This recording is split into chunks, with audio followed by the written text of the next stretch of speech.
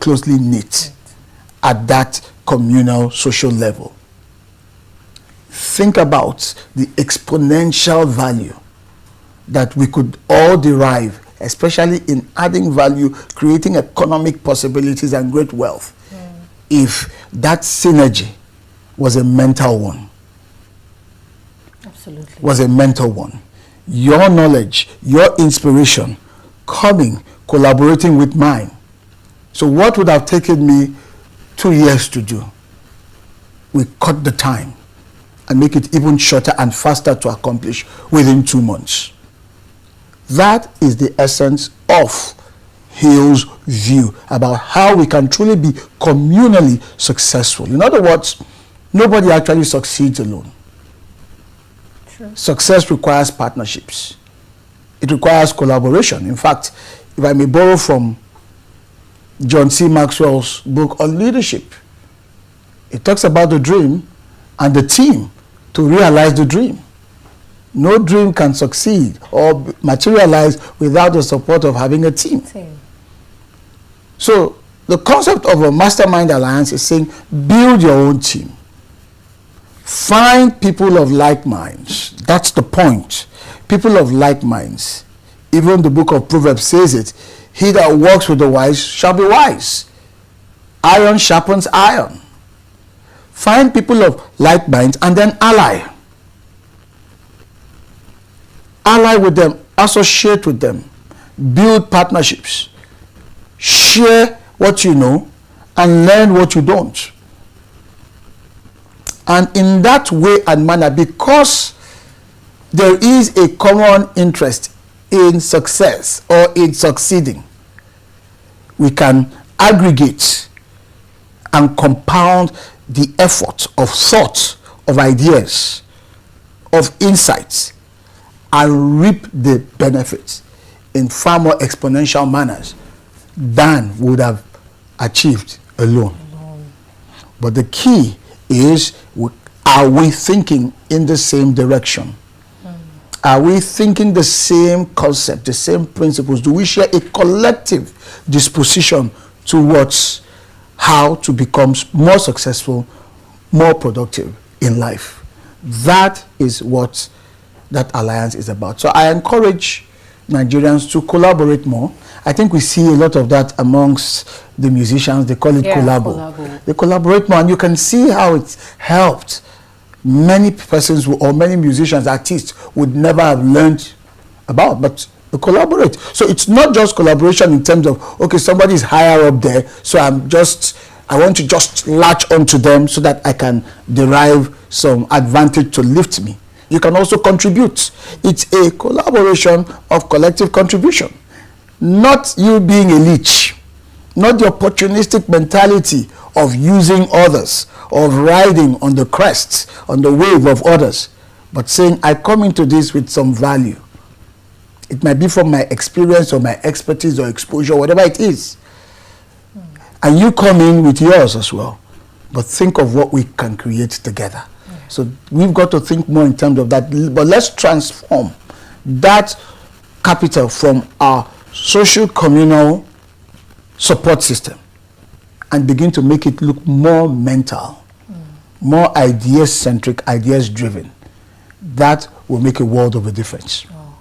So, Mr. Motivator, it's not just about networking, but having a strategic, purposeful collaboration. Absolutely. With people. There must be an intent towards it. Why network if you won't, one, be bringing value into that space, and secondly, if you don't share something in common? There's got to be some kind of alignment amongst all the parties coming together. Yeah, that sparks a lot, Mr. Motivator. Absolutely. Okay, Mr. Motivator, no journey to achievement is without its challenges, especially in our dynamic environments. Hill dedicates an entire chapter to persistence. Absolutely. What does true persistence look like? How can we even cultivate it when things actually get tough? That's perhaps my best chapter in that book, the one I love the most, persistence. I particularly love it because it was a statement from Brian Tracy, one of my good old friends, that inspired me to go take a look at that chapter again. Brian Tracy makes a statement many years ago, and I stumbled on it. He said, anyone that persists and persists and persists eventually succeeds. That inspired me to go take a look at that chapter again, and I grew very fond of it. Now, you're talking about how can we, or what it takes to be persistent, especially in this kind of environment. Number one, believe very well in what you have set out to do. That's non-negotiable. Don't have feelings for it. Morph the feelings towards your idea, your vision, your goals, your dreams into commitment, meaning that you have mentally resolved. No negotiations. I want to build this business. No negotiation. I want to go into this partnership. No negotiation. I want to write this book. No negotiation. I want to study this course. I'm over 60, but no negotiation. I want to go for my master's degree or go for my first degree. Because that resolution is key to bolstering you, strengthening you for the setback you are about to encounter, because you will. That is what opens the door. That is what necessitates persistence. That is what necessitates persistence. You must first and foremost resolve that, wait a minute, I've made up my mind. I'm going to do this. It means that there'll be good days and there'll be bad days. There'll be days you feel good about it. You feel hippie. Wow, today was a very good day. I felt so fantastic about it. I felt so great about it. There'll be those days. But there'll probably be many more days where you feel so cold, so downhearted, and just wonder, come on, I don't really feel up to it today. But it is that resolution, that resolved mind, that made up mind that will pick you up on those days when you don't have any feelings, that are good and upbeat about your goals, your visions, your dreams, your aspirations. Why? Because you've laid the foundation of persistence by resolving from the beginning. So when we resolve, we are effectively shielding ourselves, preparing for challenges of setbacks, discouragements, difficulties, because our mind is already made up. Okay, so there's a difficulty, that's fine, we're not going back. Let's find a way around it. Being flexible. Absolutely. Or let's find a way through it, underneath it, above it, or let's ask for additional hands. You watch Who Wants to Be a Millionaire. When you get stuck, they give you lifelines. They tell you, you know what, phone a friend, or try your 50-50, or ask the audience. There's got to be something for you to at least summon to engage that setback in order to keep the journey alive till you get to the destination. And that is also the case. Recently, we've had very difficult economic challenges, significant downturns across the entire space. But I've seen so many people who have continued to pursue their visions, continued in spite of the difficulties, in spite of the inclement weather, in spite of the challenges of people. You're running a business, you employ people, they are proving to be a challenge, proving to be difficult, and then some people leave. You've got to go back and rehire. That's persistence for the business owner. You hire and rehire and fix the issues. You keep it going until the business gets to where it is stable, it is profitable and productive. That's persistence. You failed one of the diets in your professional exams. You go back and retake it. You failed, you go back and evaluate what happened. What did I get wrong? What did I miss in the last one that I can fix in the subsequent one? You see, it is not your emotions that will carry you through those moments. It is that disposition that you resolved from the beginning. The resolution. Absolutely, from the beginning. That is why Napoleon Hill's work, the first chapter is so central, because it deals with the mind. Thoughts are things. If you don't get that right from the beginning, it will make it very difficult to apply most of the other principles in the book, because the mind then sets its course and says, this is my commitment to success, to achievement, to making it in life, to being the best that I can be. And so, come what may, I'm able to get back in the game after I've taken a beating, and I continue, make the necessary course corrections, and keep on going until I get to my destination. So in the Nigerian context, for me, the most important value that can help anyone deal with the challenges in terms of how long they can hold out till they reach their desired goals is to first conclude that, hey, this is for real, I'm going to do it. And then as you face challenges, anticipate the challenges. You're into sales, always anticipate there will be no's. You anticipate many more no's than yeses. And so when you get a no, let it motivate you, let it fuel you to go back and figure out, why did they say no to my proposition? Okay, if this was the reason, can I address it? Can I give a better offer? And then get back in the game. Again and again and again and again and again and again. You're learning and you're returning to the scene of that challenge. That's how it works for a salesperson. For a teacher, you might have a student who's struggling. You've tried one technique, it hasn't worked, the student seems to be falling behind. Don't be discouraged. Don't fold your arms and say, well, I've done my best. That's one key deceit that most people fall for. Well, I tried. There's the movie Star Wars, and I got this statement from that movie. I can't remember which of the characters that said it, but he said, there is no try, there is only do. So when we keep on in the Nigerian context, oh, I've tried, that is not enough. You must keep doing.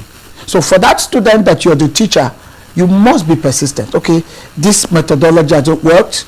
Let's try something else. Maybe I need to study my student more to understand their capabilities and their interests. Or maybe I need to adapt my techniques. You continue until gradually you arrive at a model that could eventually not only solve that problem, but become a model that could go on to do bigger things. Why? Because you persisted. You never gave up. That is the mentality. And we can apply this. Everyone can apply this across all fronts of human endeavors. But resolve, make up your mind from the beginning, and then keep going at it, keep course correcting, and find motivation from the setback. It should fuel you. It should energize you to say, okay, rather than feeling embarrassed, I'll try again. That's the way to go. That's how persistence works. Wow. Wow, Mr. Motivator. And we've got Napoleon Hill to thank for that amazing work. Absolutely, absolutely. Mr. Motivator, this has been an enlightening and powerful discussion. Thank you so much for sharing such an incredible insight with our Achievers Book Club viewers. Thank you. Thank you very much. What a profound dive into Think and Grow Rich. Now, let's turn these powerful principles into tangible action with our Achievers Challenge for this week. 1. Clarify your definite purpose. Take 15 minutes to write down your number one most important goal with absolute clarity. Be specific. What is it? When will you achieve it? And what will you give in return? Read it aloud morning and night. 2. Identify your mastermind. Think of at least 2 people, either your friends, colleagues, mentors, whose unique skills and perspective could help you achieve your definite purpose. Reach out to one of them this week to discuss a collaborative idea. 3. Practice 1% persistence. Choose one small task related to your goal that you often procrastinate on. Commit to doing it for just 15 minutes every day without fail this week. It's about consistency, not intensity. Share your progress using hashtag Achievers Book Club to social media. We want to celebrate your wins.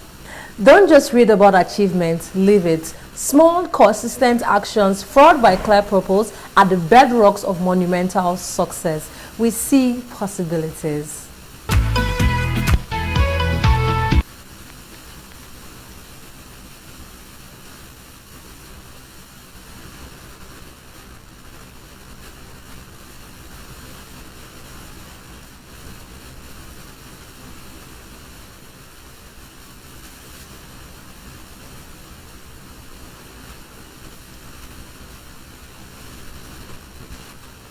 Eloquence focuses attention on the message and the audience.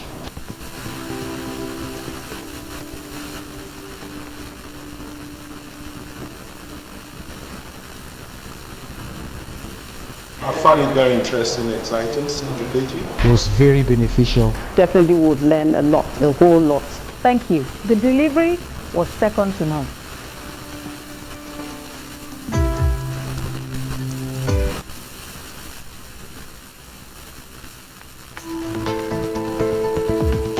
Speak with power. Speak with power. Speak with power. And my name is Dr. Edward Bush, one of the co-founders and president-elect of AMEN. That stands for the African American Male Education Network and Development. I want to give a big up and a big shout out to the Achievement Channel for all the great work that you're doing, motivating and inspiring the young people of Nigeria. Keep up the outstanding work, Achievement Channel. I'm Herb English. I am the president of the African American Male Education Network. Big shout out to the Achievement Channel. Really appreciate all the work that you're doing here and abroad. Thank you so much. As we wrap up our incredible journey through Think and Grow Rich, the pursuit of knowledge never stops. Next week, we'll shift our focus to the 7 Habits of Highly Effective People by Stephen Covey. We'll be exploring the first 3 habits: be proactive, begin with the end in mind, and put first things first. Get ready to embrace powerful principles for personal effectiveness that will empower your path to success. The pursuit of wisdom is a lifelong adventure. Each new book, each new page opens up a new possibility for growth and impact. Embrace the journey with see possibilities. Thank you for joining me on the Achievers Book Club. Remember, the wisdom you gain from these pages, when applied, transforms your world. Keep learning, keep growing, and keep achieving. I'm Sarah Undu, and I look forward to seeing you next time.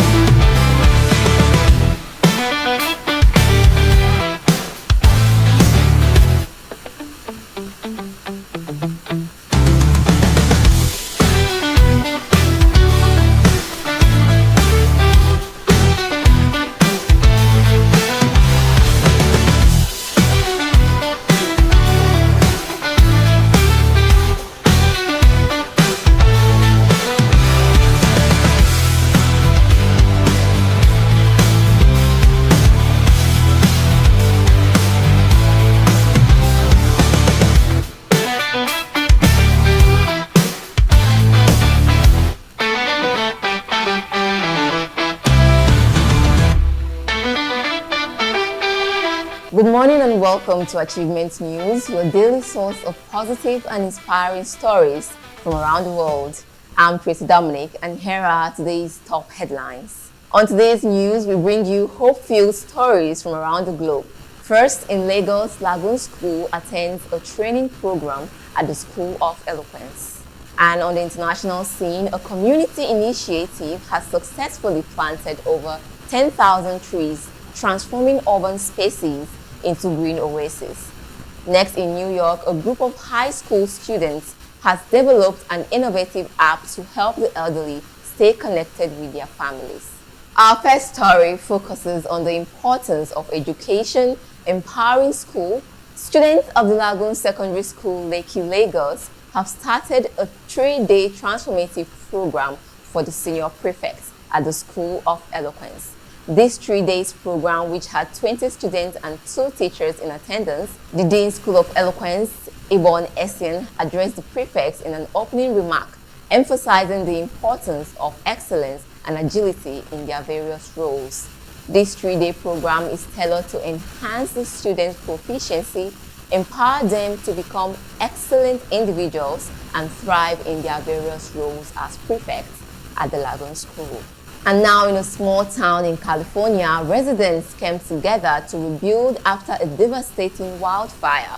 Through shared determination and collective effort, the community has not only rebuilt their homes, but also created a stronger, more connected town. Such stories of resilience remind us of the power of community and collective action. Now let's move on to our Business Boost segment.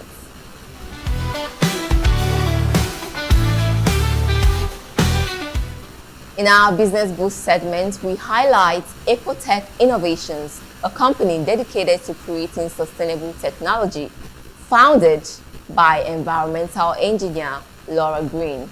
The company has developed a groundbreaking water purification system that is affordable and efficient. Ecotech Innovation is a shining example of how businesses can thrive while contributing positively to the environment. Now let's embellish your morning with some positive picks. Here are some uplifting stories and fun facts to brighten your day. Did you know that laughter can boost your immune system? A recent study has shown that a good laugh can increase your body's natural defense mechanisms. In arts and culture, a new mural in downtown Lagos celebrates the city's rich history and vibrant culture, bringing joy to passers-by. And now in modern technology, a young inventor has created a device that translates sign language into spoken words, opening up new possibilities for communication. These positive picks remind us that there is always something good happening in the world. In our Sporting Inspiration segment, we feature the incredible journey of para-athlete Michael Johnson. After losing his leg in a car accident, Michael didn't just give up on his dreams. Instead, he took up para-sports and recently won a gold medal in the Paralympics. Michael's story is a powerful reminder that determination and hard work can overcome any obstacle. And now we'll leave you with this silver lining as we close today's broadcast. Despite the challenges we face, there is always hope and possibility for positive change. Today we celebrate the small acts of kindness that make a big difference. From a child's lemonade stand raising money for charity to neighbors helping each other during tough times. These silver linings remind us that there is still goodness in today's world. Thank you so much for joining us on Achievements News. Remember, every day is an opportunity to achieve greatness. I'm Tracy Dominic. See you again tomorrow for another inspiring news right here on Achievement Channel.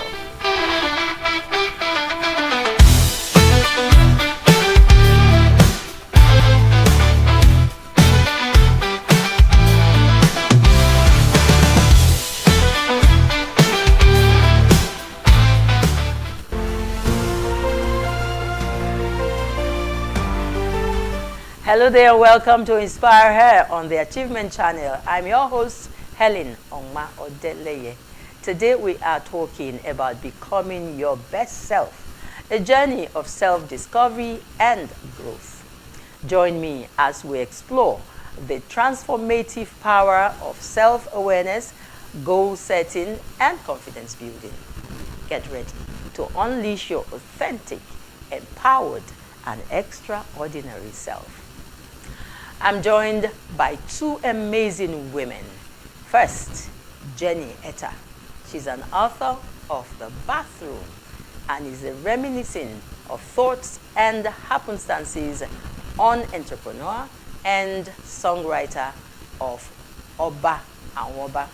She's also a culinary artist who enjoys to help people see themselves better by doing better. She will tell us what that means. We also have Mrs. Keisha Olukorede. She's a Federal Controller of Works, Lagos. She's an engineer and a phenomenal woman doing great work in the Federal Civil Service. Now, let's get the conversation started. Like I said before, we're going to be exploring a couple of areas. We're going to be helping our sisters out there, the women out there, and get them inspired. So, let us first of all meet you formally and take us on a very short journey, of what you've been. Good morning, Helen, and thank you for having me here. My name is Olukorede Kesha. I'm an engineer by profession. I'm a mother, I'm a wife, I'm a business person too, but more importantly, I'm a civil servant. I started a journey to be a civil engineer by going to the Polytechnic in 1984. When I got into Polytechnic, I didn't have somebody to really guide me as to the difference between poly and university. I just came out and my father said, okay, you need to go to school, and then I just took poly form and I went. On getting to poly and coming out of poly, I discovered that there was this huge gap that existed between the BSc and the HND. I got into civil service almost immediately after NYSC. And then I started and I saw that, oh wow, serious dichotomy here. They are just parallel lines. You can't cross. After level 14, as an HND holder, you cannot cross.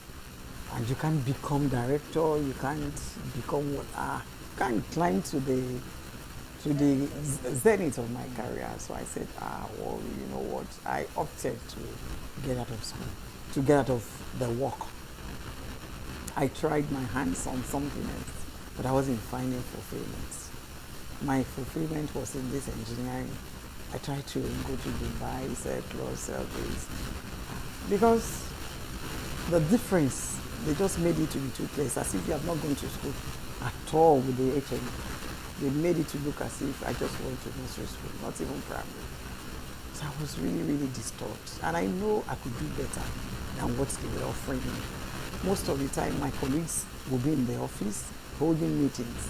They won't have solution. It is after the meeting they will come and call me. Akesha, please assisting with this. I say, Shibi, you are the engineers. And go solve your problem. They say, please help us, help us. So several times they call for meetings. Then when you go to the meeting, they say, no, they call the engineers. I said, what will I do? So I said, there are no two ways to it. I have to go back to school. And then I did my BSc and I had masters.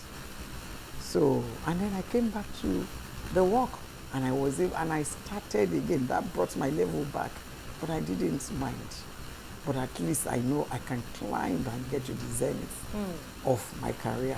This relevance that I'm having now wouldn't have been possible if I'd just followed that path of HND, if I didn't try to improve on myself. A lot of my colleagues were frustrated. So we're talking about self-discovery, knowing really who you are and what you want to be.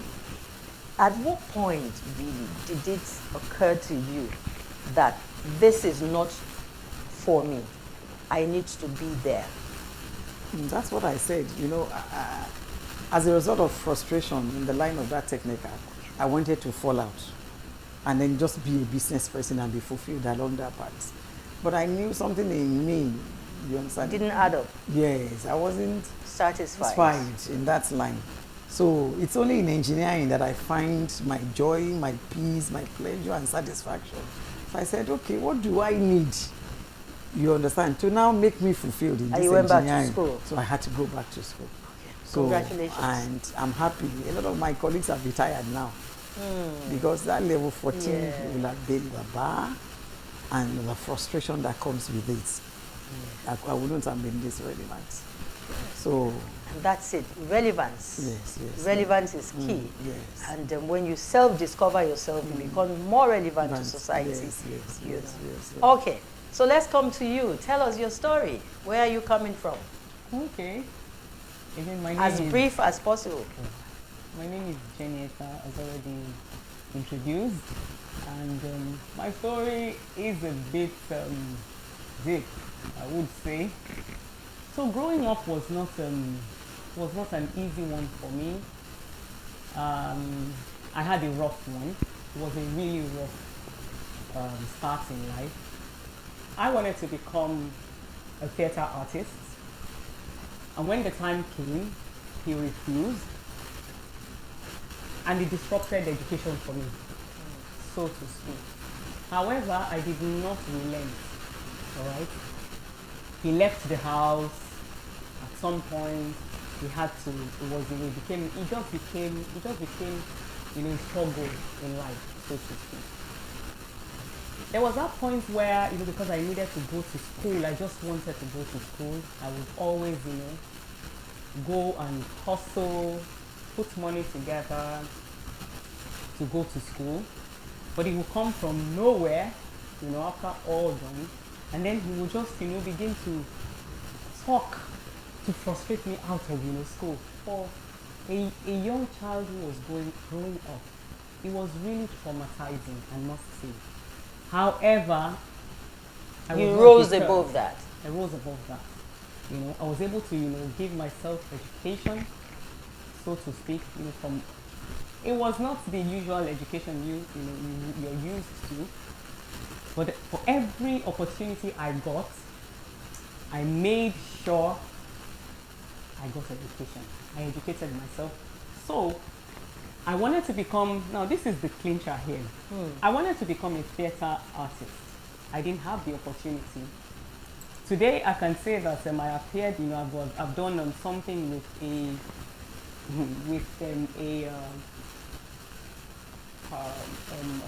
TV production. I've acted in a very popular, I've acted in a popular soap opera known worldwide. That's some form of achievement. I wanted to be a writer of some sort. I wrote when I was a little kid. I wrote when I was young. I achieved it. I did not let my upbringing, so to speak, deter me. It was a lot. It was a lot. Maybe as we go on in this, it's just mood and spirit. Because what you're saying, what I'm getting, not everybody has, a background that is easygoing. And you have shared your story, and you're saying in spite of, because that's where we're here, to inspire. We know that at this point there are millions of ladies out there, young people, married, mothers, and all, having difficulties in life. But the essence of this show is to say, hey, that woman out there, you should be inspired. Nothing should be able to put you down. You should have your eyes focused on the goal. If there is a goal for you, and there should be a goal for you. When we come back, there's a lot more coming from this conversation. Please join us again.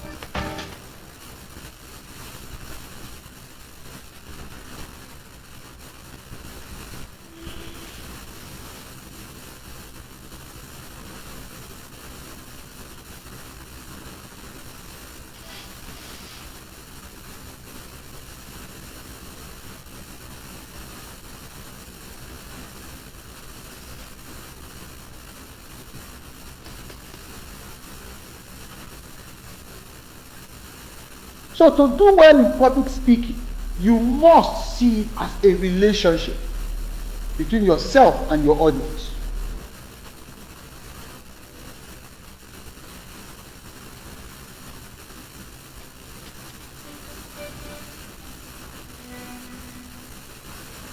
Speak with power. Speak with power. Speak with power. Speak with power.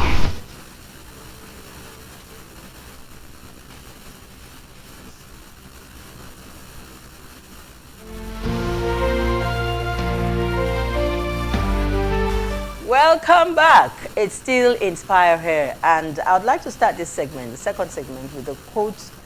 Is a Ugandan proverb, and it says, if you want to go fast, go alone. But if you want to go far, go together. And here we are together with you out there saying, woman, do be inspired, learn from our stories, our experiences, the education that we've had, and our expertise and our exposure. And that's what this show is all about. Thank you, my sister. And thank you, Mom. You said your story wasn't told. You did not add the sugar, the pepper, and the salt. Okay, so let's the have ladies it. out there won't think it's that rosy. A lot of them just feel they should just walk into the Yes, and you become a controller over that. No, it doesn't happen like that. So let's give us some of those things that you missed When out. I needed to go back to the university, I had a subject missing at the O level. And when I went to Unilag, they said I needed that subject. And my younger ones are like I said, I'm the first child, and then the only girl. I have boys behind me. And the boys are like, sister, why are you going to do it? I said, I'll go and do GCE. They say, My husband said, GCE. I say, yes now. Because the way they are treating me in this office, and since I know that I'm wired for more, so why will I accept less that they are offering me? So I need to do that, and he encouraged me. I sat for GCE once because I was still doing a little bit of business. I didn't make it. My husband said, that means it's not meant for you. Why don't you just face this line of business? I said, no, I'll do it again. And I did it again, and I made it. At the first attempt, I was offered, let's assist you. I said, no, if I'm going to go there, I'm going to use my brain. I'm going to use my brain. I will leave everything and give it all it takes. And even the boy sitting next to me, man, you can look at my book. I said, no. And I failed it. And I got something you said. Yes. Because you realized that you were wired for more. And I tell people in life, there are 4 Ds to hold on to if you must make it in life. Apart from God, who is the author and finisher of our being, whatever we are in life, there must be 4 Ds that will hold on. Number 1 of the D's, you must desire a thing. You must desire a thing. And then you don't stop at that desire. Then you must decide to go for that thing. That's the 2nd D. A lot of people stop at desire level. They look at you, oh, this woman is great and I like her. You want to be like her. Then decide. Take that 2nd leap and decide. Then there's a 3rd D, be determined. Be determined. I was really determined.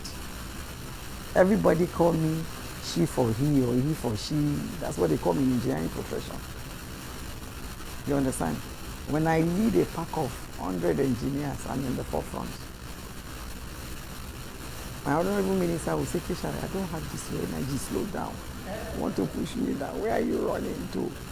And that even the younger ones, they say, man, after this, let's take that. So where does the energy come from? From the passion of doing that job. And I love doing it well. If you contract me now to get a job for you, I may be a bit expensive more than others, but you will get value for your money. And the last D you need, I said 4 Ds. You must desire a thing, you must decide to go for it, you must be determined, and then you must be disciplined. You must be disciplined. When I went to Unilag, there was a course that one of the professors said I didn't do. The results came out, and I didn't see my name on the list. Even all the younger ones, they followed. I was the eldest in class. They all followed me. They said, Professor, we don't allow you. I said to me, when I got in, I said, I'm always number 1, first on the row. And on that day of exam, I was number 1 on the attendance list. How come I didn't sit for the exam? He was shouting at me, Madam, you didn't sit for that exam. I said, go look for it. By the time he looked and found, he found the attendance sheet first. He saw, I said, I'm number 1. And he saw it, I was number 1. I don't go late for lectures. I will always be there, and I will sit in front because I want to hear. It's the 2nd time. Okay, so we're not just sharing these stories for the sake of just talking. We're believing that someone out there is picking, in between the lines. It's either you are at a point where you're about to make that very critical decision for your life right now, and we're saying this is a way to go. Someone else has tried it and it worked for her. You probably need to take a 2nd look, right? Okay, so let's pick up from you and talk about strengths and weaknesses, in who you have become in spite of where you started from and where you are now. How were you able to identify your weaknesses, your strengths, how were you able to plunge, to deploy them to achieve your goal? Let me just say, at some point, I got saved. I'm not afraid to say that. I got saved, and that helped to build a team. I began to know myself, identify with who I really am on the inside, because of who lives in me. And so I knew that, okay, I could actually go out, if I wanted to achieve something, I can actually achieve it. I can do what if I can do all things, of course. So I went all out for it. All right? I would go, I would fail on it, but I would not relent. I would still go back and still get, and still get it done until I have results. Yes, my weaknesses, of course, we all have, where there are strengths, there are also weaknesses, no doubt about that. Sometimes, when emotions, I'm also somebody who is easily discouraged, or rather, who can be easily discouraged. However, the strength on the other part helps, to push. When I stay on it, even though I have emotions running, I stay on it to get it all done. And that's basically what it is. So let me relate a particular instance. Oh, by the way, I dropped out of a lot of, I dropped out of schools. I don't know if yes, I dropped out of school, not because I wanted to drop out. It was because there were no funds. So that's not to say I didn't really go to school. When there were no funds, there was no support. At some point, I would drop out of school. I had a lot of admissions as well. There were also I had admissions. I remember I got an admission to Polytechnic of Calabar, but my dad did not allow me to. That was to read because it was theatre art. So he was of course his friends told him that's not a place for. That was back then. That's not a place for young women. The end result will be prostitution. That was that. However, I packed my things, came back, and then I was able to do a journalism course. So, you see, in spite of these difficulties, you didn't stop. I didn't stop. You never stopped. You probably took a break, not the break that you desired, and then when the time was right, you jumped back on track. Exactly. So you had a journey, you had a destination that you wanted to get to. Exactly. So I wanted to get to. There was a place I wanted to get to, and then of course, resilience helped. Okay. Drive on the inside helped as well. Okay. And I believed in myself. Awesome. That is very, very key, believing in yourself. So, as we get ready to wind up, we have a few minutes more to, close this show.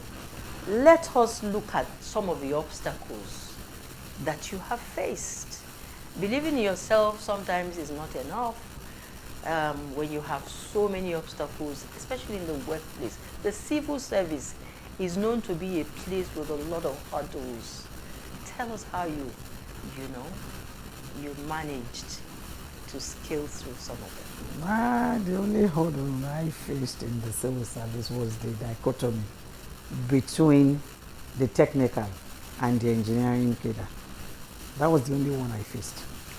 And I was able to go over it. You didn't face the men and the women thing? No. Maybe because most of my colleagues, they don't even see me as a woman. Why is that so? Because when you study engineering back in those days, most of the time it's only one female, two females, three females in a class. And a lot of men. And a lot of men. So we always see ourselves as boys, as men. Even till today, my colleagues, majority of them. So you're a tomboy or Yes, I'm like that, yes. So we don't even see that. So that's why sometimes when they take decision, they forget that you're a woman. You understand? They forget Like now they can say, everybody go to site and then recite there. Then from site you understand your site report. It doesn't matter whether the site is inside the village, whether they are doing kidnapping there, whether they expect you. There's no exception. There's no exception. So the profession actually prepared you. Yes. As an engineer, you're wired for that. Your resilience must be very high. So I didn't face that. I didn't face in decision makings in this. I didn't face that. We treated ourselves as men. When I talk to a lot of women, there are some things they don't like about what I say. I don't like you gunning for a post, gunning for a position because you're a woman. I don't like you clamoring for a post or asking for favors because you are a woman. I want you to actually earn it. That's my own. If men are going for skills, go for skills. If men are going for training, go for training. If men are reading for exams, read for exams. It's not that as a lady you're not reading, then when promotion comes, you don't say they promoted only all the males. You understand? Six men start for exam and 2 females. They gave it to 4 people. Who deserved? Me, I'm not sentimental about that. So you must deserve. You must earn it. You must earn it. You must earn it. If there are bridges to cross that bridge with the men. I don't stay on a side and say because they are men. If you want anywhere you want to cross, I don't normally wear trousers. But if like we're going to tower 35 floors, I will get there before any man. My goodness. I won't say because I'm a lady, so let me stand here. Then when the men go there, they come and give me the report. No. Wired for more. No. Wired for more. Thank you. Women should earn. Always strive to earn their positions. Whatever you're asking for, strive to earn it. Not just asking for it because you're a female. Thank you. Inspire a sister out there in a minute. You know, life is not a bed of roses, they say. However, there are things you can actually do to help yourself get to where you desire. It may not be rosy indeed, but you can always garner courage. Believe in yourself. There's a lot embedded in you as a woman. Get out there. For whatever reason, find something to do. Find something to do and go ahead and do it because you can. Thank you very much. Find that thing that you were wired and created for. There's always that purpose that is entirely you, the fulfillment of that dream that is entirely you, and no one else can do it. So she says, find it and pursue it and ensure that you get it done. Thank you so much. Last word from her. There is a story I like to share. That story may encourage somebody. Okay. I was driving on Lagos Badagry Expressway and I saw a lady conductress. A very young girl, very naive, very innocent looking girl. The girl should be about 15. And she was a bus conductress. She hung on the bus at my 2 and she was calling Oshodi. I told my driver, park by this girl. And I parked. I said, young lady, come here. Why are you doing this? She said, nobody to send me to school. I came from the village and there's no help. She said she was selling granules and it wasn't adding up. So she decided to do this. I said, how much are they paying? She said, 4,000 naira. They're going to destroy you. Don't do this anymore. I said, take my number, give me your number, and I'll call. She's in school at the moment. But it's because she came out. That's why I'm able to see her.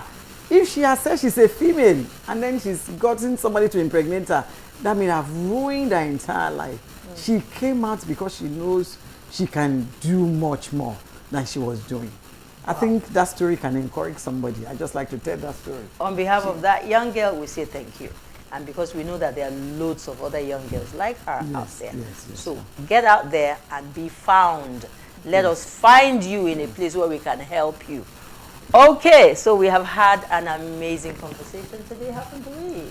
We've been able to inspire some sisters out there, I'm sure.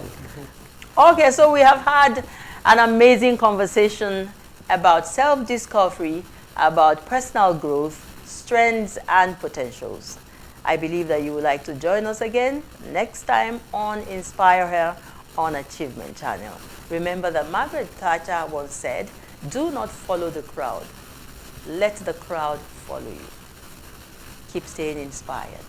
I'm Helen, and I'll see you next time. Bye.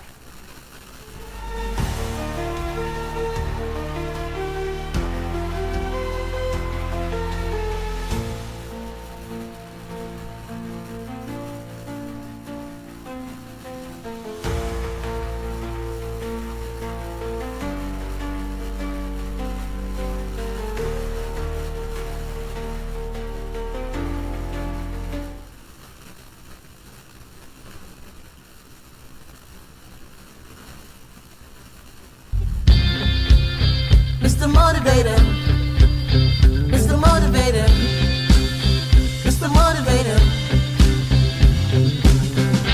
Mr. Motivator Minute,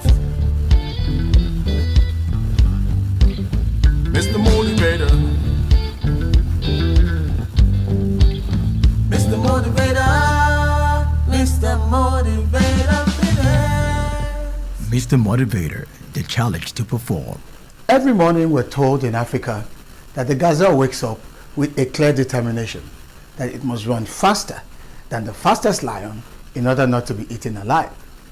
Every morning we're told that the lions also wake up determined to run faster than the slowest gazelle, otherwise they will starve.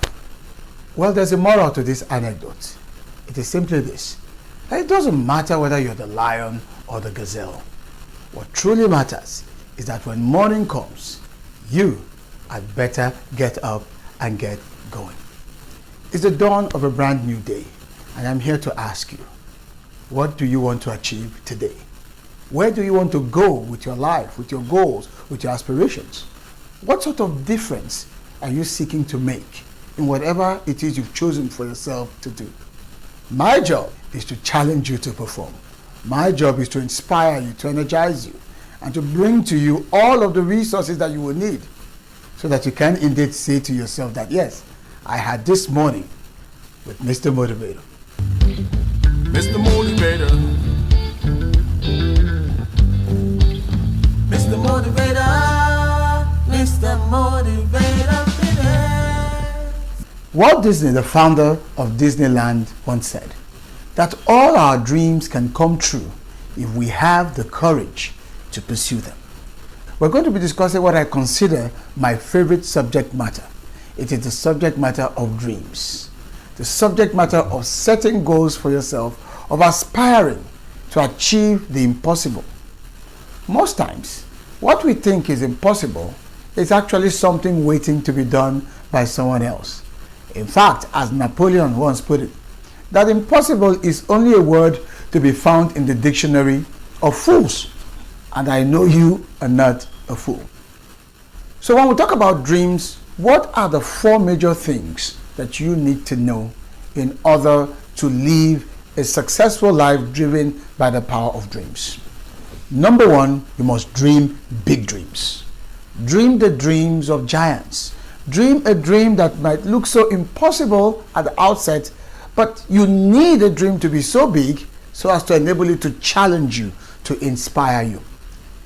It's always very important to realize that you were not made for small things.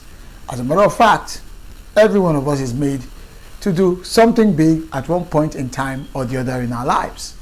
So dream a dream that stimulates you, that excites you every morning to want to get up and go. That's the first principle. Number 2, you must draft the dream. Put it down in writing. Maybe you need to sculpt it, paint it. In whichever way you can, put it out there. Make it tangible so that people can see and relate to it.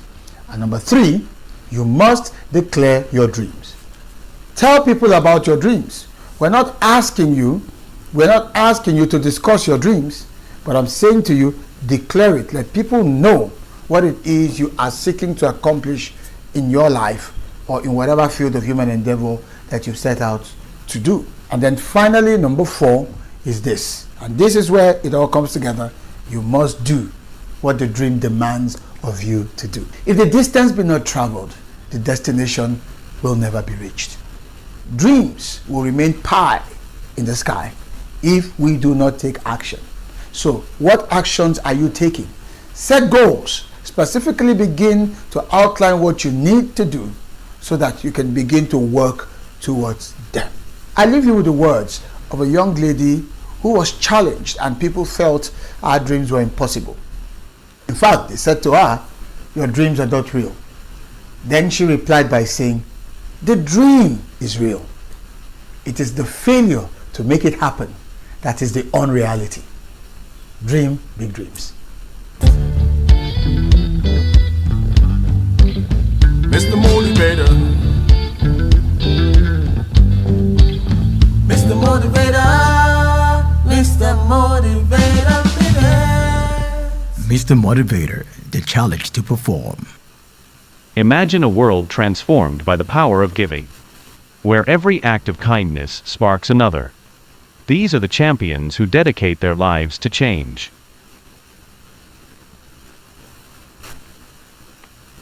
Together, they are paying it forward. Champions of change. Paying it forward. Join us and be part of the movement. Here on the Achievement Channel.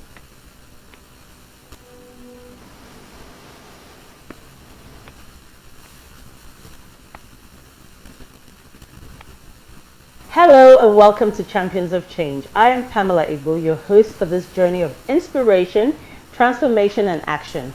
This is the Achievement Channel and we are reaching you live from our studios at the School of Eloquence, Lagos.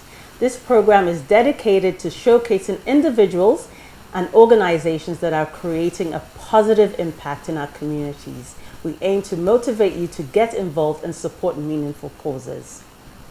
Today, our champion of change is Olatunji Gabby Williams. She is a trustee of the Gabby Williams Alzheimer's Foundation, which was established in 2018. The foundation recently received the Humanitarian Justice Award for its contributions to elder care.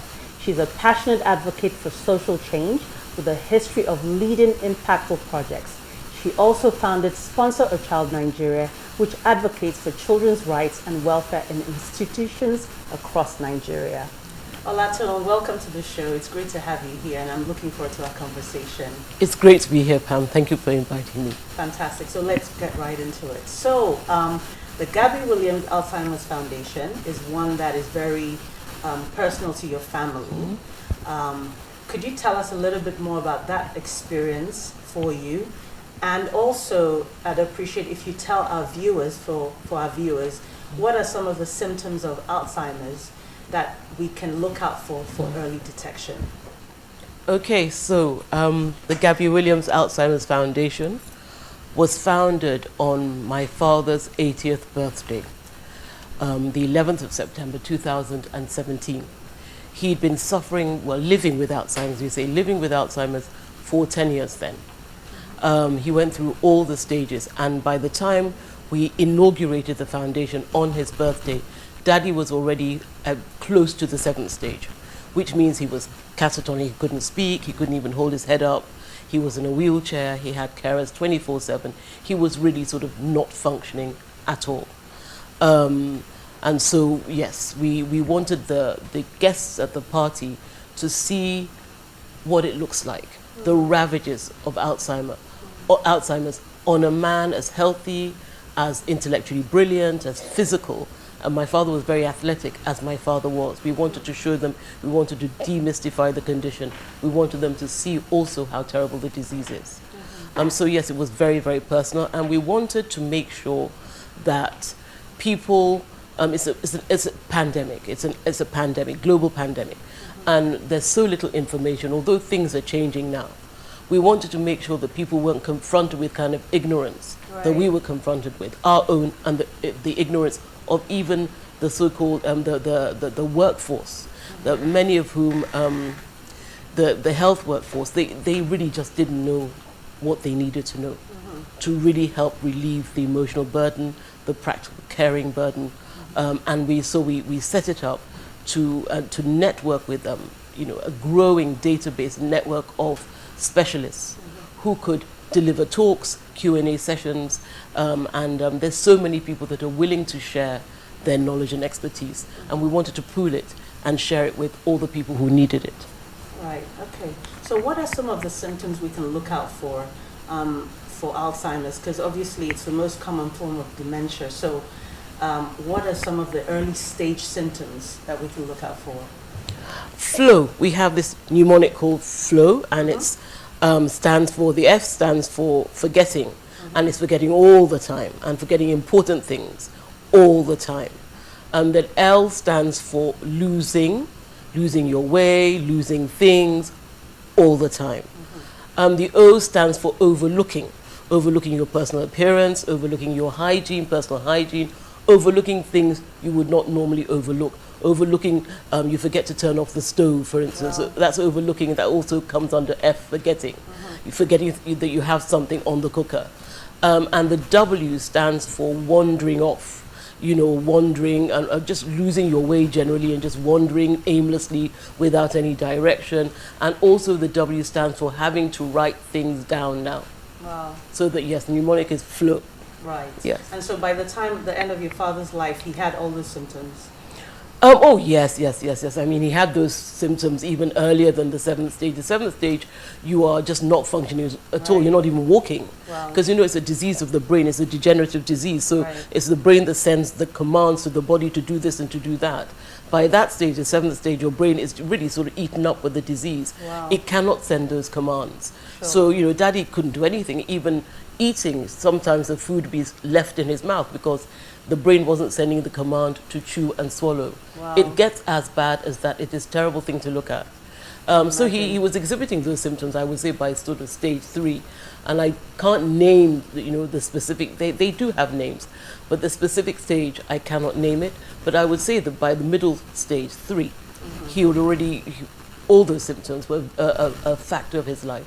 Right. Yes. Wow, that must have been so hard for you to watch that and see your dad degenerate that way. So I know that the mission of the foundation is one of education and advocacy so that people can understand. Could you just tell us briefly what are the specific ways you've been able to do that since you founded the foundation, and what are some of the challenges, particularly in the Nigerian context, that you faced doing this and how you've navigated it? Interestingly enough, people are hungry because it's a pandemic and because a lot of families have elderly people who do act strange at a certain age. And they're curious about what might be going on. Is this the normal aging? Is this something else? So we found that in terms of receptivity to the information we're giving, Nigerians have been very receptive, which is great. So they're responsive to the information.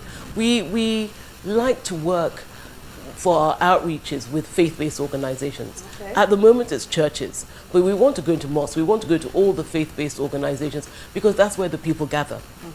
That's where you'll find literally thousands of people, and we can also get them in cell groups in churches as well. So we can go small, we can go big.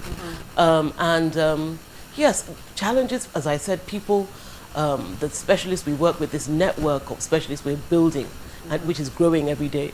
Nutritionists, public health practitioners, neurologists, gerontologists, geriatrics specialists, neurologists, I've said that already. They're very happy to share their knowledge. They want to be part of the fight against dementia. We may not be able to stop it happening, we can help to prevent it, but we can help people understand it better so it's destigmatized, and we can also help people manage it better. So we find that in terms of responsiveness, there are no challenges. Gabby Williams Alzheimer's Foundation is endowed, but we will be going into fundraising very soon. And also we will be, the brain health of the executive retreat we've put together, it's a funded program. So we will get money coming in, and that will be interesting as a stage in our journey to see how easy it is to transact. Sure. In social enterprise transactions. It will be interesting to see how well we do. So far, we're giving. It's a charity. We're giving and giving and giving. So there are no challenges in terms of response and receptivity. Yeah. Fantastic. So you talked a little bit about it being a pandemic earlier, and I must say, when I was doing my research, I was blown away by the numbers. So, you know, I found out that there are 55 million people living with Alzheimer's worldwide. 60% of that number are in low and middle income countries like Nigeria, and it's due to increase to 139 million worldwide by 2050, which is an outstanding number. And by 2030, almost 4 million people will be living with dementia in sub-Saharan Africa. I mean, these are sobering numbers, to say the least. So in terms of the government in this country, what sort of reforms and policies do you need to see to create a robust healthcare infrastructure that will take care of patients and caregivers alike? Well, we've got the primary health centers. I mean, that's the first point of call. That's a port of entry into the healthcare system, and we need to revitalize them, re-equip them, man them. The National Senior Citizen Center is working hard with the training of geriatric social care skills, making sure that the workforce is eligible to be the workforce. At the level of training, certification, registration, they're working on the quality assurance model. And that's going to sort of be rolled out. So everyone in the aging space, if you want to go into training, you use that template. So we're looking forward to receiving that. That is extremely important. Revitalize the primary health centers, because that is they're all across the country. I think there are about 33,000 now. Not enough, but that's the first port of entry. Make sure they're properly equipped, properly staffed, and that the staff are properly trained. I was thinking about telemedicine. I think that might be the solution for a lot of the old people. The populations you're talking about, they're going to be living. A lot of them will be living in rural areas. They're already there, and we want to reach them. And we know the infrastructural problems in rural areas. So telemedicine might help. Will help if we can get the government behind it independently and also in private-public partnerships. So get private sector coming up with platforms for telemedicine, apps for telemedicine, and get government doing something to make it happen, some sort of regulatory framework or even funding. Telemedicine, I think, will really help to alleviate a lot of the suffering of elderly people and people living with dementia in rural areas. It will also, what else can I, the caregivers, for occupational therapists, we recommend that they increase the workforce in occupational therapy, because they are vital for people living with dementia and also the elderly. They help with managing the home environment, making recommendations for modifications, to prevent, to ensure safety, to prevent falls. They are very useful with care planning, and they're also very useful in training the caregivers. Increase the occupational therapy workforce. Telemedicine is something they really do need to roll out, and that will really go a long way, I think, in alleviating the suffering of the staggering numbers you've just mentioned. It sounds like there's so much work to be done in this area. But we'll take a quick break now. We'll come back with this incredible conversation when we come back. Champions of Change. Paying it forward. Join us and be part of the movement. Are you in governance? You need public speaking. Are you in business? You need public speaking. Are you a professional? You need public speaking. Learn how to overcome nervousness and speak with confidence before any audience at the School of Eloquence, the home of public speaking. Attend our practical and training one-on-one coaching with West Africa's only certified speaking professional in Lagos and Abuja. Call 0802 3032 066. Log on to schoolofeloquence.org. School of Eloquence. Teaching the world to speak. Champions of Change. Paying it forward. Join us and be part of the movement. Welcome back to the show, and we're having an incredible conversation so far with Tone. So Tone, tell me, in terms of the community, how can the community get engaged to create more awareness, education, destigmatization of this disease, and so that it can be far-reaching? Okay, that's a great question. Let's start with the individual. Individuals, you know, you can get involved in the World Days. There's World Elder Abuse Awareness Day on June the 15th. There's World Alzheimer's Day on the 21st of September. There's the National Day of Older Persons, and we celebrate that here. We mark it on the 10th of October. Now, we have all these. We have the infomercials we put together, Waiting to Do Mama Dupe, which is in Pidgin English. We have Remembering Tomorrow, Lesson at Obalende Buka. And we can give that to you for you to screen on your personal channels. And also Flow, the mnemonic. It's good to learn it. And on your Facebook Live, go out there and tell people Flow and go through the motions, forgetting, losing, overlooking, wandering off, writing things down. And you can do that. These are ways of recognizing, you know, Alzheimer's type of dementia. So you can also help to distribute IEC materials. Follow us on social media, visit our website, keep up to date with our activities, and let us know the kind of things you would like to get involved in. And as for corporates, I really advise that corporates, I recommend that they reach out to the National Senior Citizen Center, the NSCC, which was established in 2017 by the National Senior Citizens Act. And they have this wonderful public-private partnership where they have a prototype of a senior citizen center, which is a fantastic forum for activities, for events, programs, conferences, talks, libraries, recreation, all sorts of things. It's all encompassing. And they want to roll it out as a public-private partnership. So the corporates provide the funding, they provide the prototype and all the expertise required to make it happen.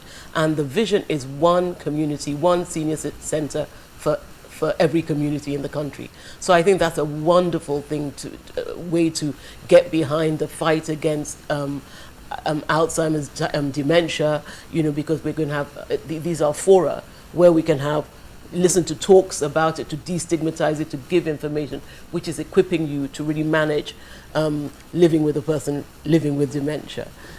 So yes, I think that, does that answer your question? Absolutely. So that's excellent information. We'll drop the information about your foundation on our channel for people to get in touch. Tell me, in terms of dementia, is it something that can be prevented? What steps can people take to prevent dementia? And presumably, is it just in old people, or do young people suffer from dementia?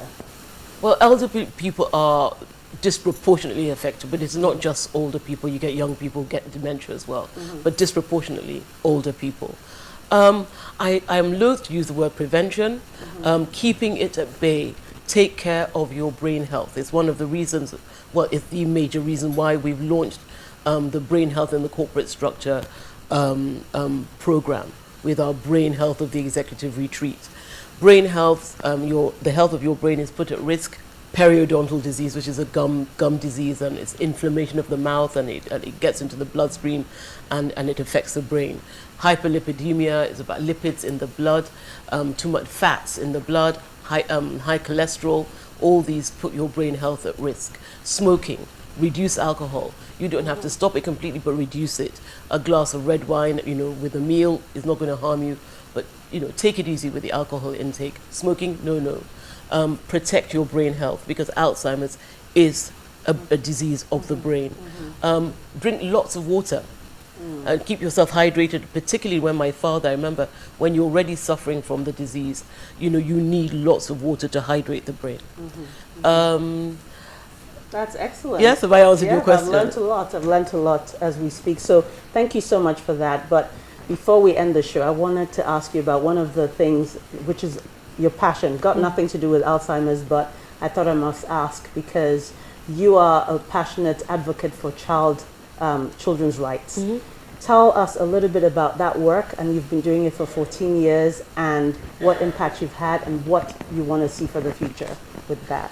I started Sponsor a Child in 2003, and the last major project ended in 2015 with an award ceremony for all the network of institutions across the country who, orphanages mostly and early learning centers, who had participated in the program. rights-based childcare is our flagship project. So we ran training programs across the country for caregivers and educators in institutions. We were funded by the Democracy and Human Rights Fund of the American Consulate, the embassy. We were funded also by Procter & Gamble, who was our main sponsor for 2 years. We got a global grant to do our work. So rights-based childcare, what are the human rights of children, and how do we integrate the care we provide our children, with the rights. The rights cut across the right to survive, that's life, right to develop, that includes education and physical development, psychosocial development, the right to protection, that's protection from abuse, neglect, and the right to participate, recognizing that children learn how to become good, healthy, effective adults if they are encouraged from a very young age. Democratic principles, learning how to take turns, learning how to make decisions according to their age group. The Child Rights Act of 2003 has an idea, a theme that runs through it called the evolving capacities of children. So now we look at our children as individuals and we tailor the way we raise them to suit the individual's evolving capacities. So it's no longer this this one size fits all kind of upbringing. You're much more cognizant of the child as an individual. We are more cognizant of the child as having agency. We want to encourage them to think independently, to think critically. So the rights really do help to enshrine those ideas of the agency of children, of their evolving capacities. And we also, through my work now with the UN, I'm a founding partner of the UN Book Club for Africa. And thank you. And what we do is we invite them to become partners in development. So you can do, at your age, with the supervision of your teachers, you can do something in your communities to help, implement the Sustainable Development Goals. So go out there, find something that you can, you don't like, you want to tackle it. Let the teachers take them to the local government and challenge the officials in local government and do something and take, and take their place as citizens of their country and within the community. Great, that's excellent. We must get you here for another show on children's advocacy. That'll be fantastic. But thank you so much for having, given your time to talk about Alzheimer's and the wonderful work you're doing with your foundation, and we wish you all the best. It's been great to have Tone here today. All the information about what they do and how you can get in touch will be on our channel. So thank you so much again. It's been great to have you here. Thank you so much for inviting me. I hope you've enjoyed this episode of Champions of Change. We hope these stories have inspired you to take steps towards making a difference in your own little way. Change starts with one person, one act, one decision to make the world a better place. Together, we can be the change we wish to see. This is the Achievement Channel. From our studios at the School of Eloquence, Lagos, I am Pamela Abel. See you next time. Bye.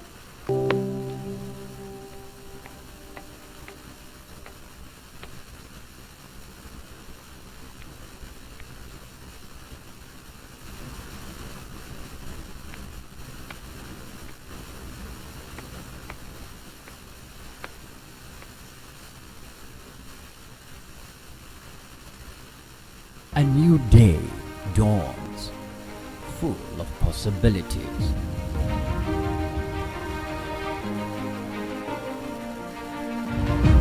Take the first step towards your dreams. Empower your mind with positive thoughts. Achieve more. Make a difference in someone's life today. Impossibility is nothing.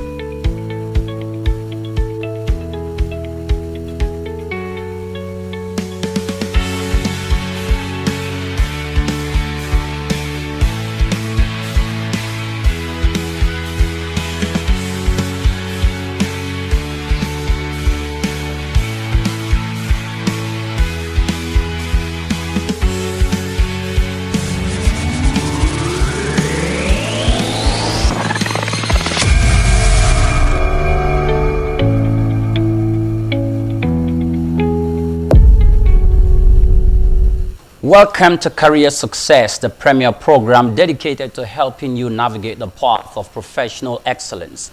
Whether you are just starting out as an entrepreneur looking to advance your career or considering a career change, this program is designed to provide you with the insight, the tools, and inspiration you need to achieve your career goals.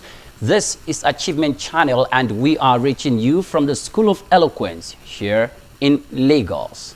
My name is Oyinpriye Krumale. Our guest is a distinguished accountant, a high-profile administrator, and a renowned educator known for exceptional achievements and contributions to our industry. Ms. Doreen Onyekwelu is a dynamic leader with a remarkable career spanning over 28 years of working experience across health, manufacturing, and educational sectors in Nigeria. In 2005, Doreen moved to the Lagoon School to take up a position as a Director of Finance and Administrator and served for 17 years until her appointment to the position of Acting Principal in 2022. She became the Principal in 2023 and heads the school's management team. She's also a member of the Governing Board of Lagoon School. Good day to you, Doreen. Good afternoon, Mr. Priye. Welcome to the program. Thank you. Your profile is quite robust, and I am thinking, where am I going to start from? You can start from anywhere. Thank you very much. It's nice to have you on the program. Thank you. Now, can you share with us, just a little bit about your upbringing, your influence, and your interest, and just what you feel the public should know concerning your background in education? Oh, great. Thank you very much. I come from a family of 6 children. My dad, 84 years, so does a lot of things. In fact, I like to mention his name all the time because he's my role model. My mom as well is a teacher, 71 years. Yes. 71. Great, yes. I see. And they still drive, do a lot of things for themselves, no house help, for instance. So if you see them, you'll be proud to have them as your parents. No house helps at 84 and 71. 71. I see. They do the cooking together, they go to market together, they do things together.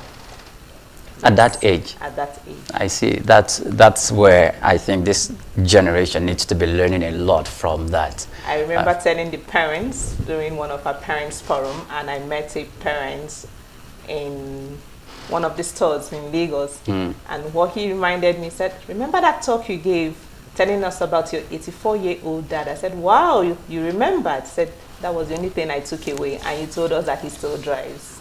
Wow. That's great to hear. Let's move away from that now. Let's start talking about you. Your career beginnings and motivation. Can you share with us what inspired you to pursue a career in accounting and finance? Great. As far back as when I was in primary 3, the first newspaper I read, looking at career path, I saw accountancy. And one of the subjects required is mathematics. I loved mathematics. My mom is a mathematician, my dad is a mathematician. As long as the AC is on, I'm ready to solve mathematics till daybreak. Wow. So yes, I really wanted to study accountancy. But I must tell you that while in SS1, my mom now wanted me to study pharmacy. I was doing very well in physics, I was doing very well in chemistry, but I didn't really like biology. Why did she want me to study pharmacy? Because she felt, oh, my first sister is studying banking and finance, my second sister is studying accountancy, we have 6 children, why do I want to study accountancy? She wants to be a mother of a doctor or a pharmacist and all of that. So I had to drop accounts in my SS1 to do physics, chemistry, biology. But my first jam, I didn't make the cutoff. Okay. My dad, like I said, being my role model, had to call me to say, you know what? It's not the end of life, begin again. Because my first 3, I'm the 4th child. The first 3 entered university immediately.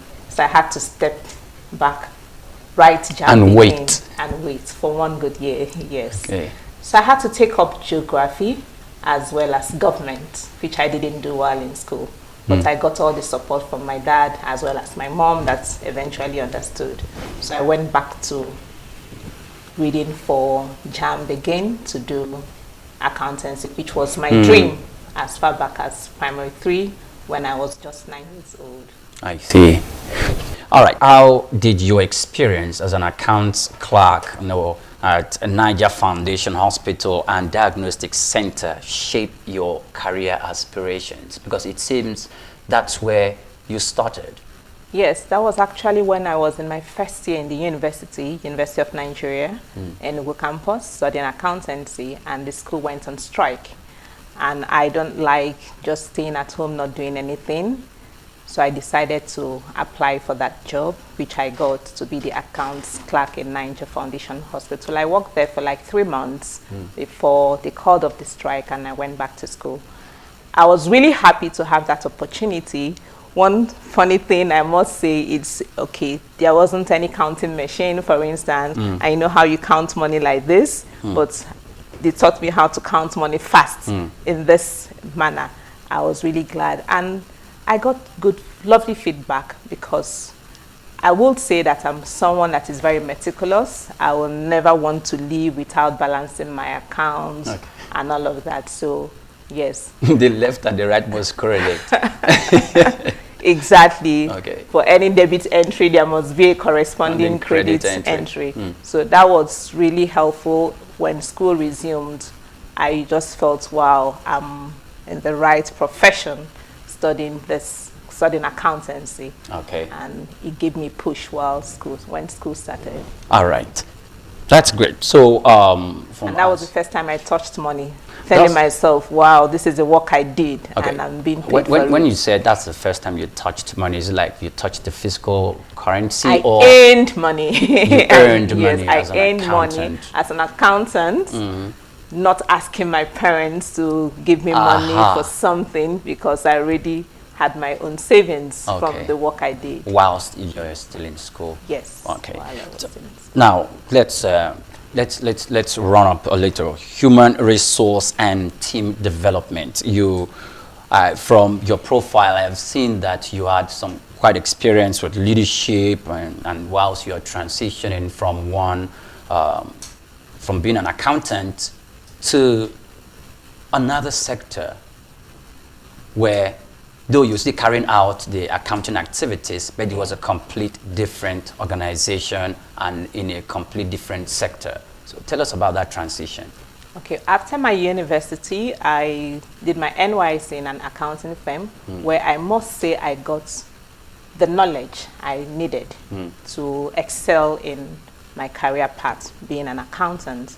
So from there, I worked in a hospital as a chief accountant and helped to set up the accounts department. In fact, it was very funny because the director said, I'm not going to call you just an accountant, I'm going to call you the chief accountant because you are the one in charge of this department. One thing I noticed is the delay in payment of salaries. But when I came on board, I had to learn how to be fast in collecting debts in order to be able to submit and have enough funds for us to be able to pay our workers. What did you do to the people? Did you threaten them? To make the payments? Yes. Definitely not. I started on time. Reminders. You know, being a hospital is also very, will I use the word, that empathy. Someone is not feeling fine and you're going to remind, especially those in the ward, you need to make this payment. But I don't go through that part just directly. I go visiting them often, sharing their pain with them, encouraging them. And in fact, the patient will be the one telling whether it's the parent or whoever has to make the payment. Please, we need to settle just because of the route I was following. Yes, I was able to make sure that debts were settled in good time in order to be able to pay them salary before the end of the month, of each month. Okay. You're still watching Career Success on Achievement Channel. We're going to break shortly and we'll be back in a moment. Do stay with us. Do you feel terrified when speaking before a group? Are you stressed when asked to present? Do you bore people when speaking? Are you stuck with reading word for word? How do you give a speech with polish? Learn how at the School of Eloquence. The home of public speaking for private coaching in public speaking. Call 0802 303 2066 or log on to schoolofeloquence.org. School of Eloquence, teaching the world to speak. Welcome back and many thanks for joining us on the program Career Success. I'm still having a conversation with Doreen Onyekwelu, an accountant, with an expanse of 28 years in the profession. Welcome back, Doreen. Thank you very much. Now, let's talk about some of the challenges you encountered whilst you're practicing your profession, and some of the hurdles you needed to, to scale over, some of the mountains you faced as a practitioner. Tell us about it. After my master's in accounting, same university, I got a job as the accountant. There was actually an accountant there already before I joined. But on getting there, I realized that there weren't accounting manuals. I was learning from what I was seeing. Nothing was laid down. The onboarding wasn't so fantastic.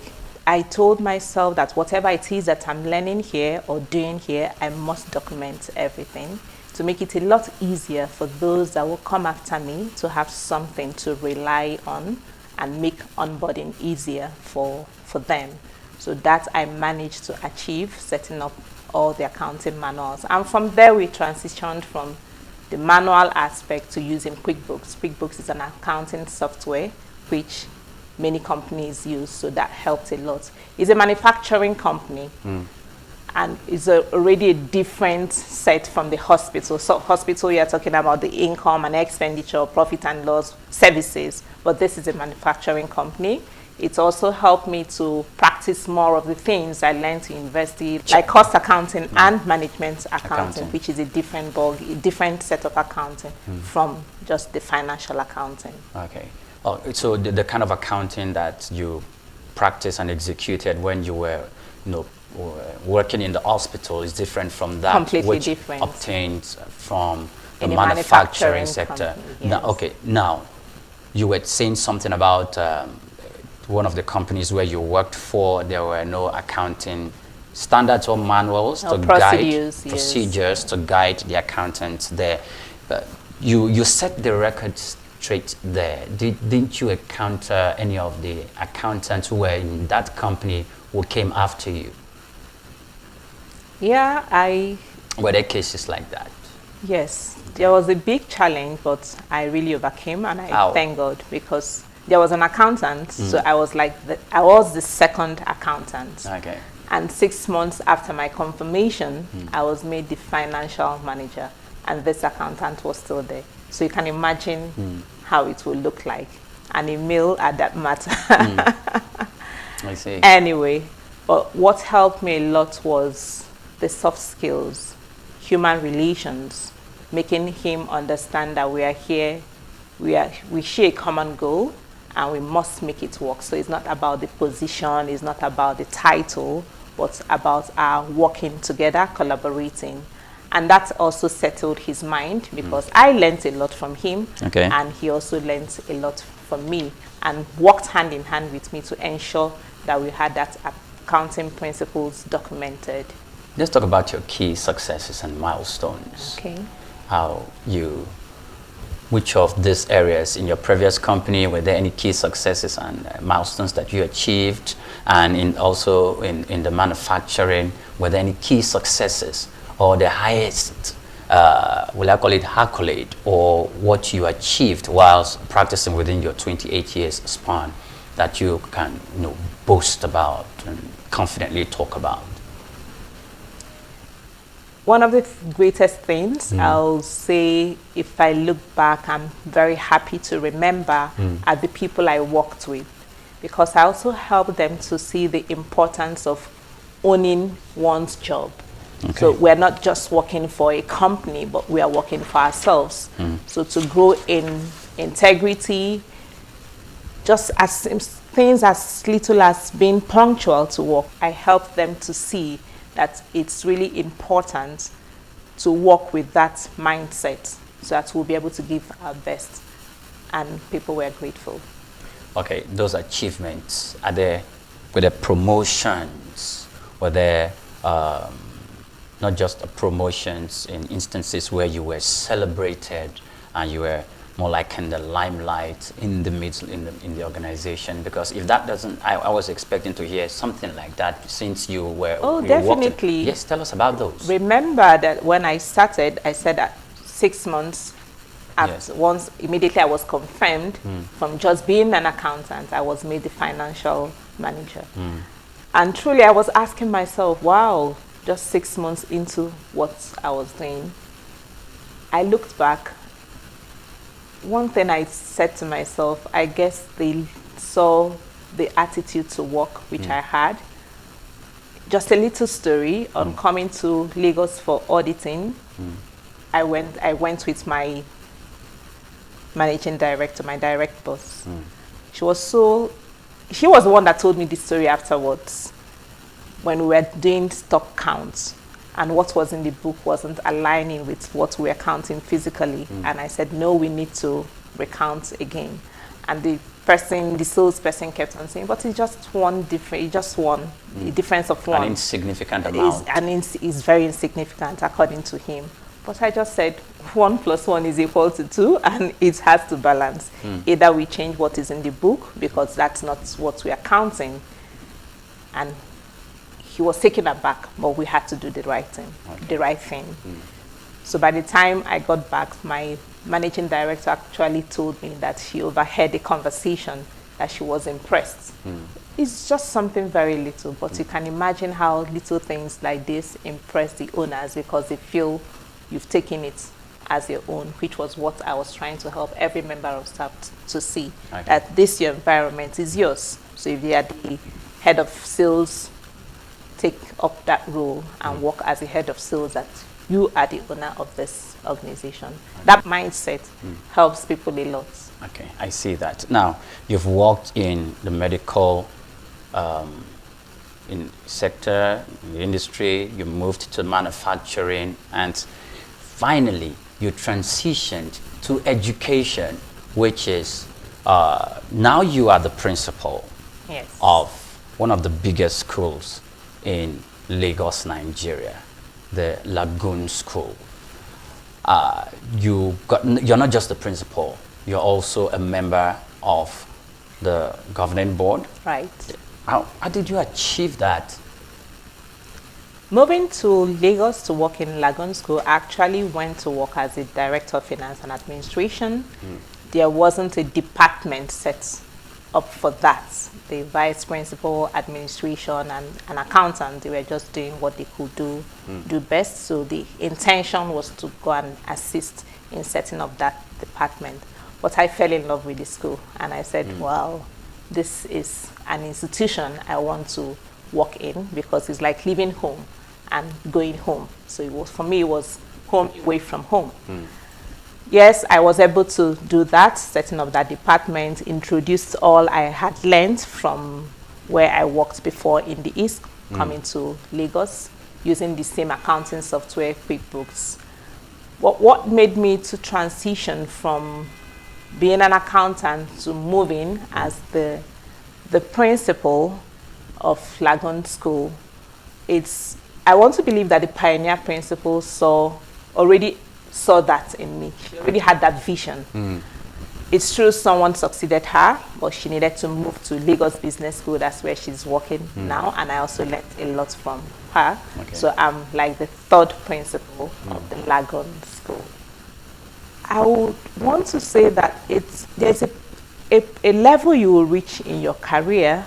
What matters is now the soft skills, your relationship with people, which I call human skills, because you're dealing with parents, you're dealing with members of staff, you're dealing with students. So it's beyond just the managerial work of trying to do accounts, but we're now talking of leading people and ensuring that the people are doing what they ought to do.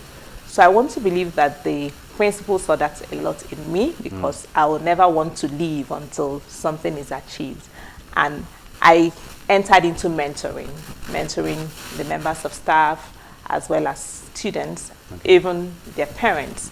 So there was something they must have seen in me, which for me, they are those soft skills, not the hard skills. Okay. First of all, before you moved in there, you worked in the acting capacity as a principal before you were finally appointed as the substantive principal. Now, why were you first in acting capacity? They were still assessing your capacities? Or? Yes. Okay. I became the acting principal because my background is accounting. I didn't have education qualification, so I needed to get that. It was something I never dreamt of, but I told myself, if this is an opportunity, why don't I go and get the qualification? So I had to get my professional diploma in education, as well as the mini MBA I did in education. So that's 1 year and a few months. So I have those qualifications. So now I'm the principal. That's great. That's great news. Now, for many young professionals, for young people, because I see you talked about mentoring and you equally referenced how you mentored staff members and students who have dreams. Some of them, whilst you're giving mentoring classes to them, who want to be like you, an accountant, or want to be someone in the corporate setting that will impact, our career and the jurisdiction of a career positively. What advice would you give to these persons who have such aspiration, but they are being deterred by some of the hurdles they face or some of the challenges they encounter on the way? The first thing I'm going to say is integrity. I like that when people are doing something, let them be known for what they are doing and let them do it very well. So whatever it is that they are doing or saying is what they are doing. And if I look back, I'll tell myself that that's what made me reach where I am now, not just because of my qualifications, but that's working with that mindset that I'm here to help people. I'm happy when people are happy. So my advice to these people will be to continue doing what they're doing and to tell themselves that I want to do it uprightly. I want to do it well. I want to do it, well, I will say above all, for love of God. Yes. Okay, but in this generation, if one is going to engage in any career or in any profession, money is one of the primary motivating factor. Would you not consider that? Money will come, but the first thing is service, hard work. People are not interested in the what, it's a how. You may want to get all the money and you get it today and tomorrow you don't get it. But when you are there to serve and people see that your interest is to give them the best, that money will come because you won't lose them. Okay. They will remain with you. Money will come. People are not interested in the what, but in the how. Yes. Those are not my words. Those are the words of Doreen Onyekwelu. She's been our guest today. Thank you so much for your time with us, Doreen. It's nice to have you on our program. Thank you, Mr. Pri. Yes. Thank you very much. And this is where we drew the curtain on the program Career Success. Until I come your way again, I am Oyin Priye Kurumale. Many thanks for watching.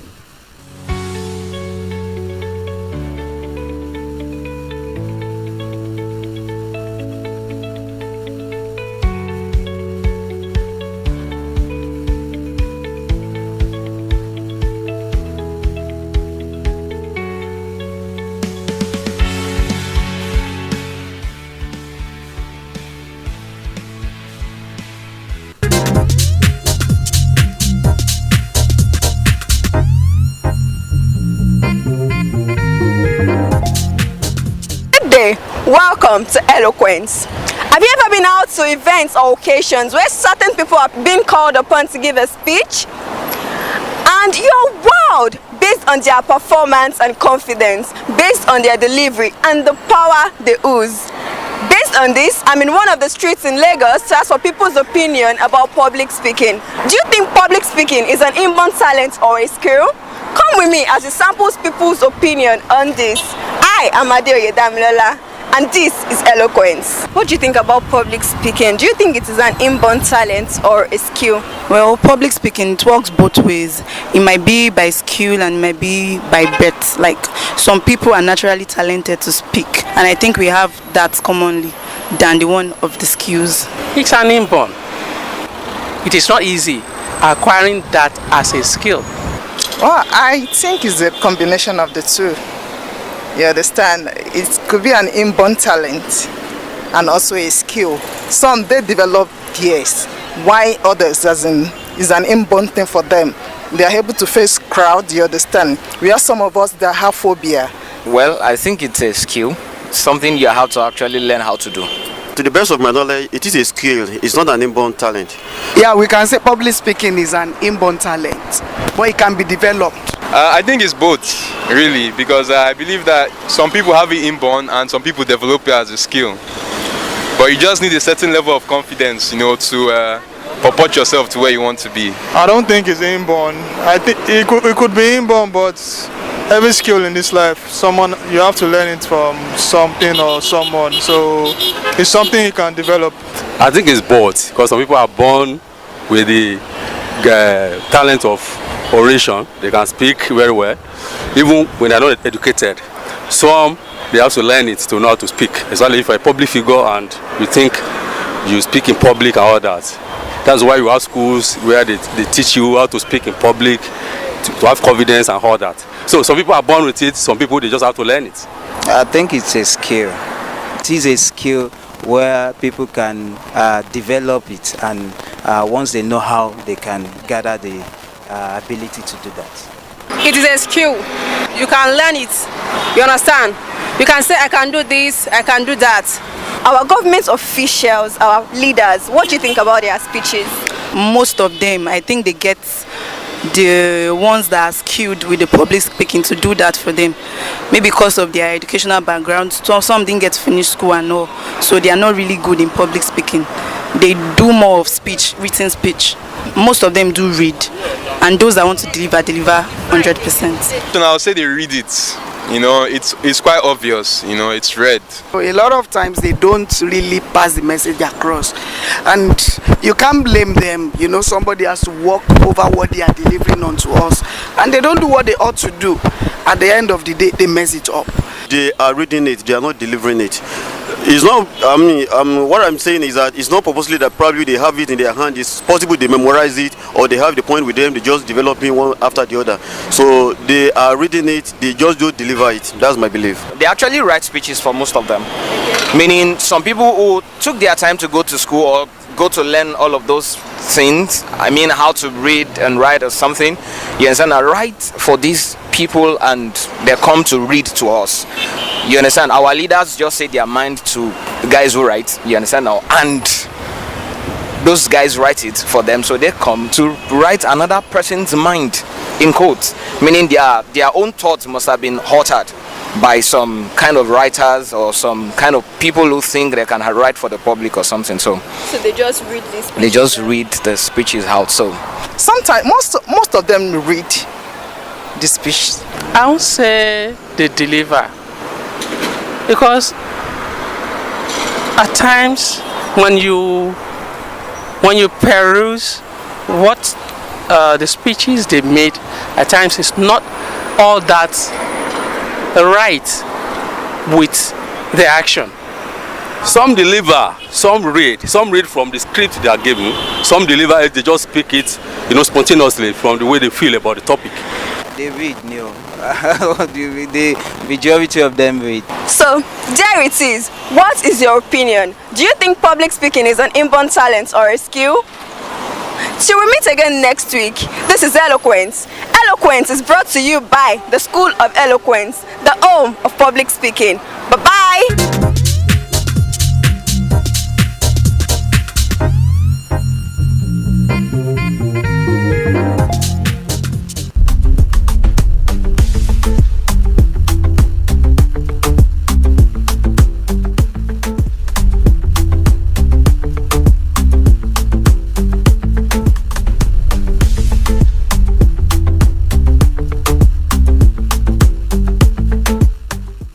Welcome to Achievers Money. Achievers Money is a show dedicated to exploring the essential skills, strategies, and the mindsets that empower individuals to achieve success in their personal and professional lives.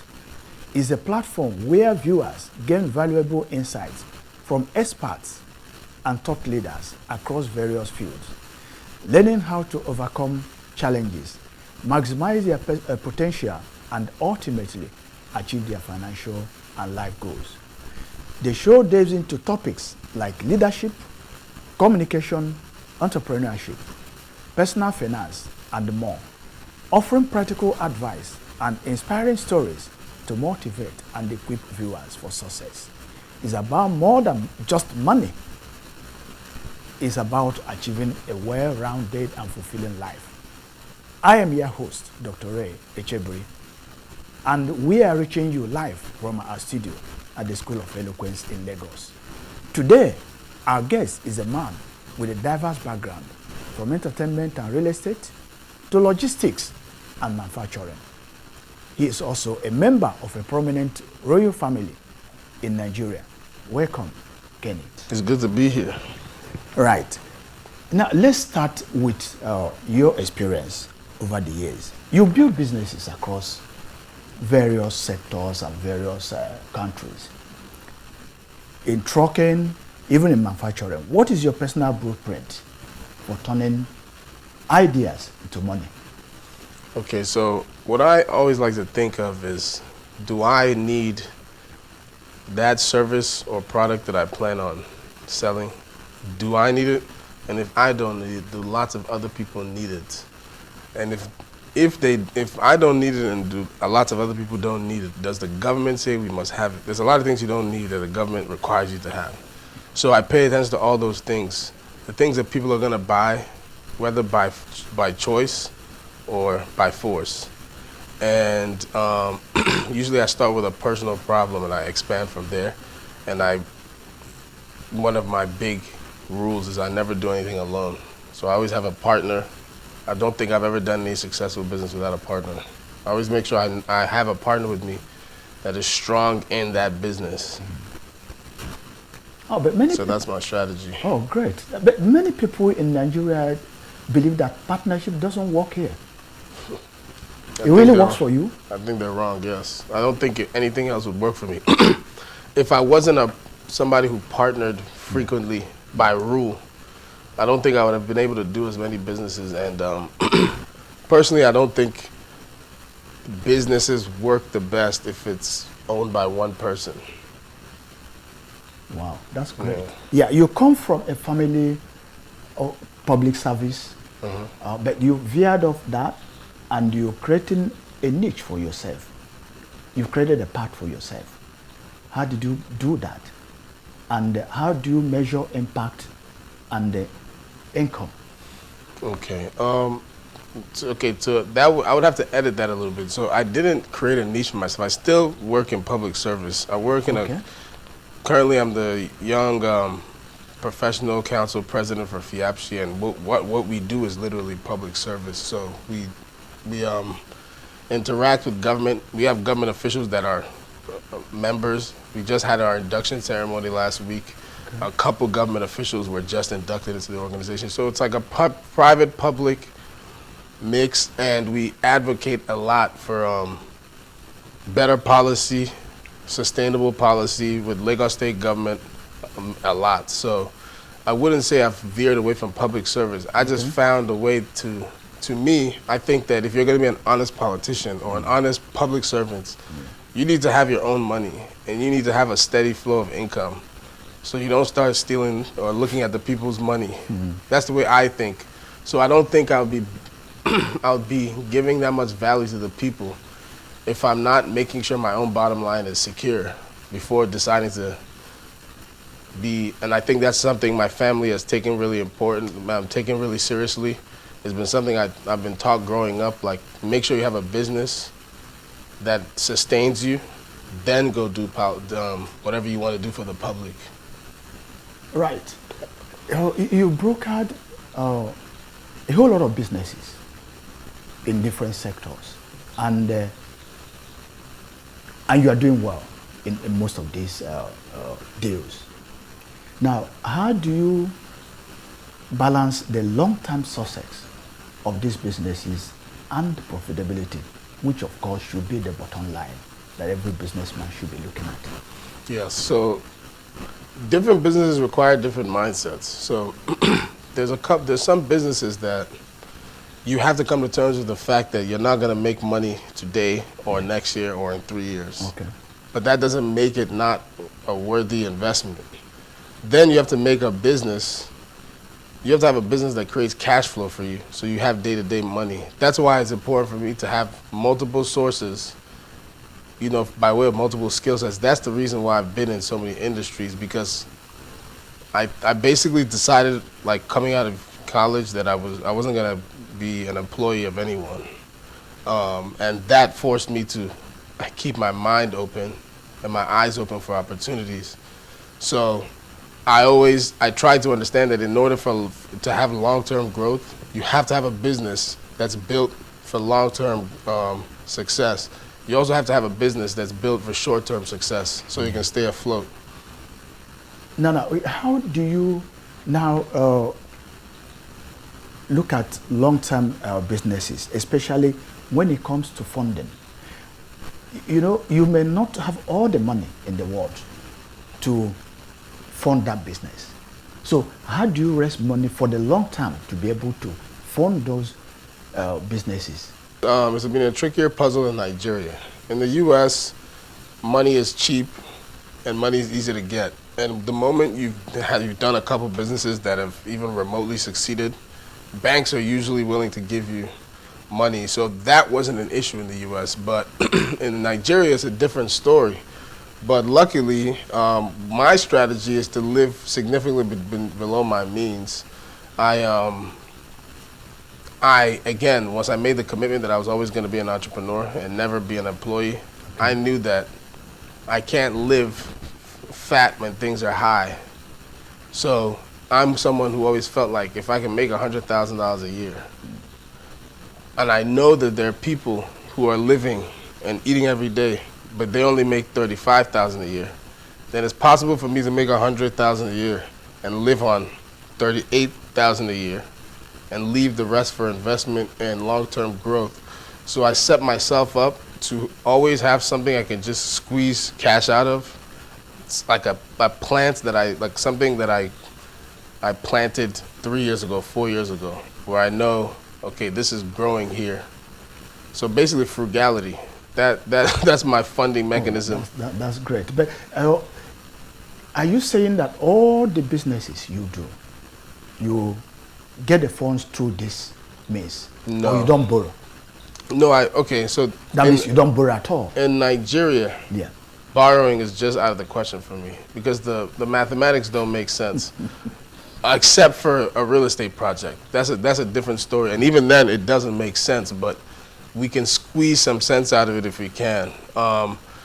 What I was able to do is, this is what I'm a big believer in the return home to Nigeria, but I always tell people, secure yourself there. The U.S. is a place where they have a economic system and an economic pool that can allow you to earn some good money. Yeah. So as a business person, you're mostly losing. Every serious business person knows that you're losing, and then 1 or 2 good decisions are what carry you most of your business career. So the times, what I was lucky for was, in the times when I had my big wins, I kept a lot of my money. You know, I know some business people who made a lot of money, way more money than me, but they don't have any money today because they did everything they felt like when they had money. And so I think I was deeply affected by the 2008 financial crisis in the U.S. I was in 12th grade at the time. I watched a lot of my classmates, their parents lose their houses. Mm-hmm. Luckily for me, my parents were okay, but I know they lost a good amount of money.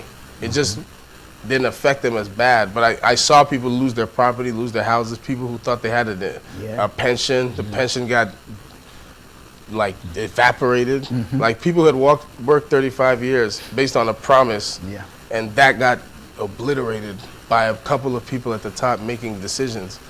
I was 18 at the time. We were just coming into the Obama era. Then I watched Obama forgive all of them. That affected me a lot mentally. And so that forced me to know that I can never ever put myself in a position to trust the system. I watched a lot of my people, like, you know, growing up I had friends who their parents make $300K a year and they look like they make a lot of money, but they're spending $270K a year. And so I learned from other people's mistakes. Family members, friends, family, friends, just adults that I saw. And I guess I was traumatized to a certain degree. And that changed my financial viewpoint and my way of operating moving forward. So I have I'm not a disciplined person in a lot of ways, but financially I'm very disciplined. That's great. That's great. Good to know. Now, a lot of people are not as lucky as you are. In the sense that you were able to get a whole lot of money to fund your dreams here in Nigeria from your own personal savings or maybe, some other investments that are yielding you some returns. Yes. But now, some people have some dreams and they need to fund them. And the only advice they have, the only option they have is more or less to go to the bank to borrow. Yes. And the rate is in the region of 30% now. So what is the advice for those people? Yeah, so for people in that situation, I say it's very important to, companies do this all the time, but I think human beings can start doing that, families can start doing that. First of all, do a feasibility study on the thing the project you're trying to embark on. Do you make enough, do you have access to enough money? Do you know people who are willing to loan it to you? And are you even comfortable taking these loans from them? I know people who would give me money today. I feel very uncomfortable taking it because I'm not gonna prospect with somebody else's money and then tell them stories. So you have to gauge your own comfort level. Some people have to come to terms with the fact that we can't do this. I need to work for a certain amount of time. Now, I say I never wanted to be an employee personally, but I'm not one of those people who speaks against it. Definitely, I know some people who were able to launch some pretty good businesses because they held on to the job for another 4 years and saved, and over time, you have to come to terms with your limitations. There's a lot of projects I want to take on. I want to build a skyscraper. I can't right now. Okay. I have to come to terms with that. One day maybe I will, but I have to build myself towards that. Come up with a plan for how you can come as close as possible to it and try your best and definitely engage in partnership as much as you can. Networking. Great. It has been a very interesting discussion. We need to go on break now. Okay. When we return, we continue with this very exciting and interesting discussion with Kenny.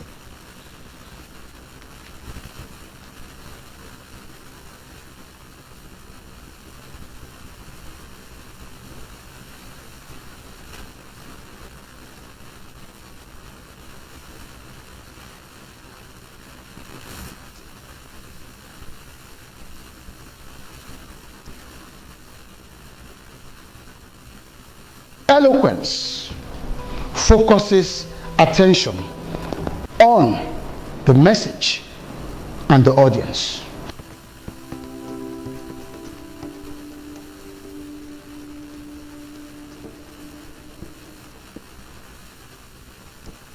I find it very interesting and exciting. Thank you. It was very beneficial. Definitely would learn a lot, a whole lot. Thank you. The delivery was second to none.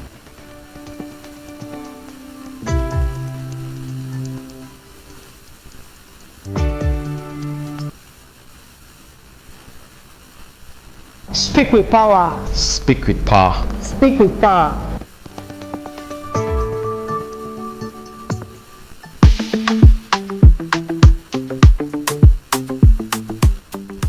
Welcome back. It's still the Achievers Money, and we still have in the studio Kenny. Kenny, it's been an interesting discussion. Definitely. And let's continue. Yes. Now, it does appear you have a way of spotting where the money is. You've gone into real estate, and all over the world, real estate is a money spinner. Yes. And you floated Remax One Lagos. How did you come about that dream? Well, to be honest, I've always been in real estate, from a family, so it's my family business, Remax. So what we did was we acquired the Remax franchise and now operate as Remax. So over the course of years, my father and my parents have accumulated real estate holdings. I was in charge of a number of them in Miami growing up, at a certain point in my life, in my young adulthood, coming out of university. So it wasn't so much that I didn't come up with real estate. Like, no one can take credit for coming up with real estate. Is as old as time. What we just did is found an appreciation for it. I don't think enough people respect real estate as much as they should. So I wouldn't say that was exactly a shrewd spot. It's just real estate is tried and tested over time. And I think if you want to protect yourself and protect your assets for as long as possible, real estate is usually the smartest route. So I don't think I could take credit for finding something special in the market from the real estate standpoint, at least. Yeah. Okay. Now, why did you go for franchising? Why didn't you come up with your own unique name instead of going for Remax One, which is a foreign brand? So our perspective was, I don't want to reinvent the wheel. We have a couple problems here in Nigeria. We have a huge trust deficit. We massively don't trust each other. Okay. And for good reason. Not to say that people trust each other in the U.S. The only difference is they trust the system. So you don't trust each other and you don't trust the system. Yeah. But what we do trust as Nigerians is established brands over time, especially when they're foreign, especially when they're American for some reason. So it's a psychological thing. So people buy with what they're used to. It's like a Nigerian, if you drop them off in the middle of the desert and you put 10 restaurants in front of them and one of them is Tantalizer, they'll probably walk into the Tantalizer. That's just what they're familiar with. That's how people are. So, and I studied data and I saw that about half the new build in Lagos between 2019 and 2022 was bought by people in the diaspora. So they're the ones with the cash who saved up $100,000 who can convert it to Naira and invest in a property in Nigeria. And I figured it made more sense. Like, actually, my mom brought the idea to me, and, I thought about it, and I completely agreed. I looked at it like, okay, so if I can sell real estate using a brand that they already know and trust, and then they feel like there's some type of accountability, they feel like they believe that I have a great interest in not defrauding them or engaging in any kind of, untrustworthy behavior, they'll be more likely to buy with us. And they're the ones buying at the largest rate. And then also the Nigerians in Nigeria who are HNIs, who have the money to buy these properties, a lot of them are also aware of Remax from their travels and whatnot. So it just made more sense, rather than reinvesting the wheel and then spending millions on establishing trust in your brand. Okay. I just figured just pay someone who's already done the hard work of establishing a brand and making it trustworthy, and then use their brand. Okay.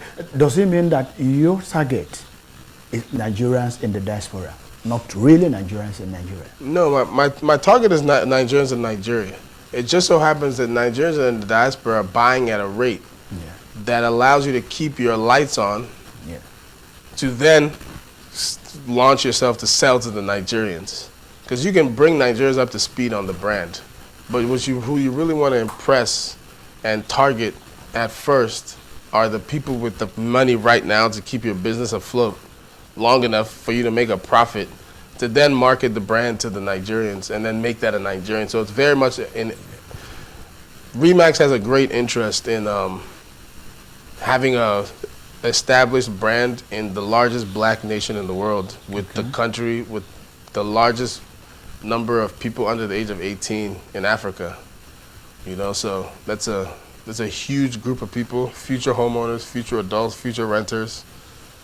You want to trap them, you want to catch them, but first you need those HNIs and those diaspora people to keep you afloat and keep your bills paid and keep your lights on. From all indications, actually, you know so much about the Nigerian real estate market. What is your position, or what's your take on the Nigerian real estate market? Is it growing at the rate it's supposed to grow? Or are there impediments, if it is not growing at the rate it's supposed to grow?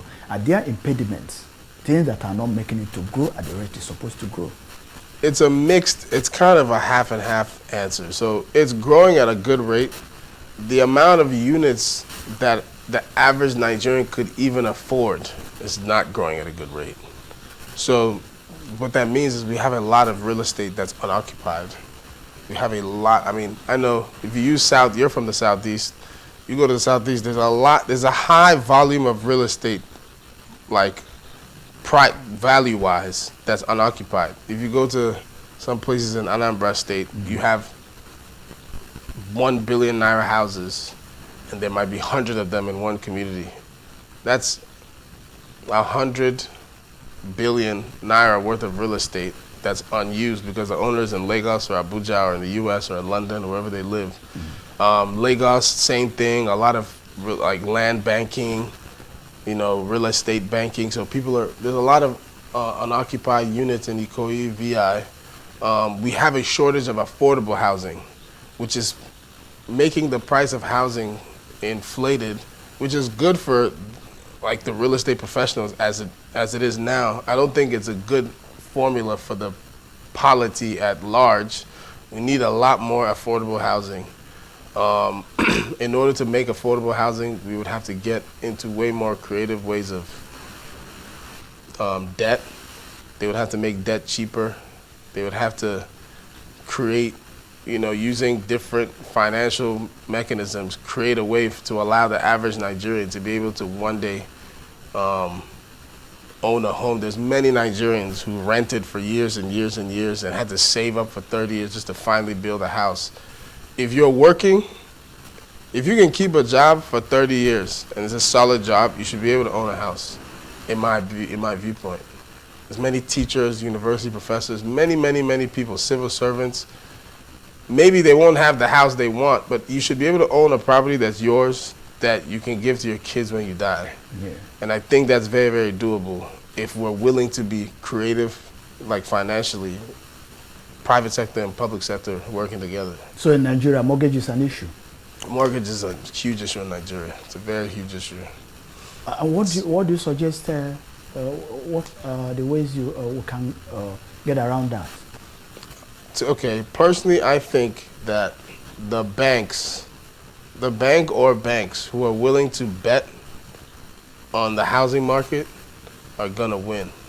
There's a thing called REOs. So banks have the ability to engage in the business of REOs. So basically, look, many banks in Nigeria don't want to get into the real estate business. I think that's a huge mistake. They use AMCON, you know, but to me, I think it makes sense that if a man wants to buy a property that's 100 million, that's inevitably going to like appreciate over time, why not give him a fair mortgage?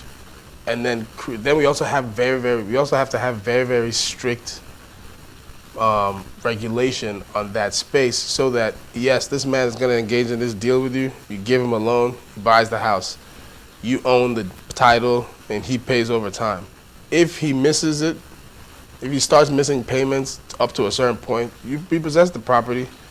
You keep the money he has already paid you over time, and you get the actual house and whatever value it is.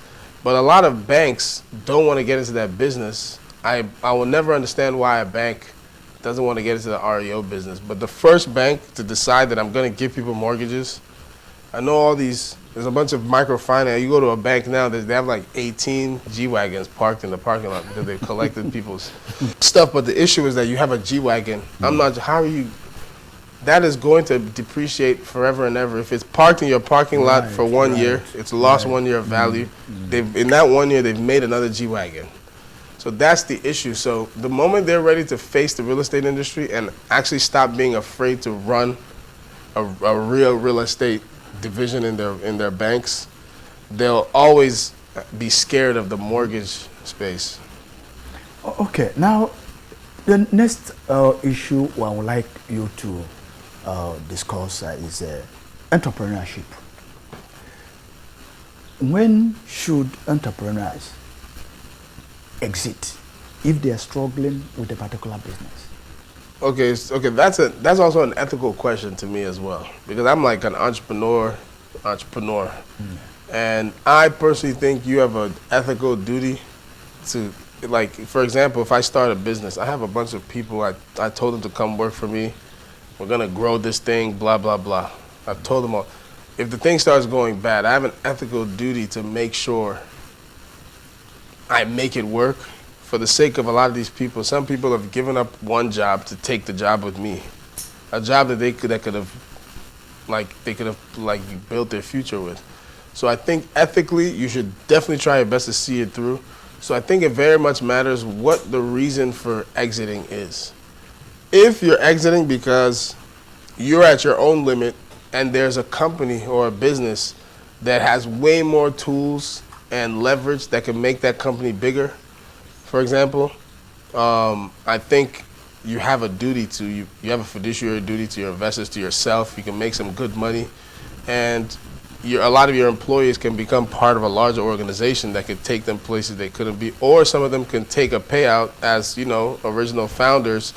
So I think that if you can come out without damaging too many people's lives, get out of it as fast as you can.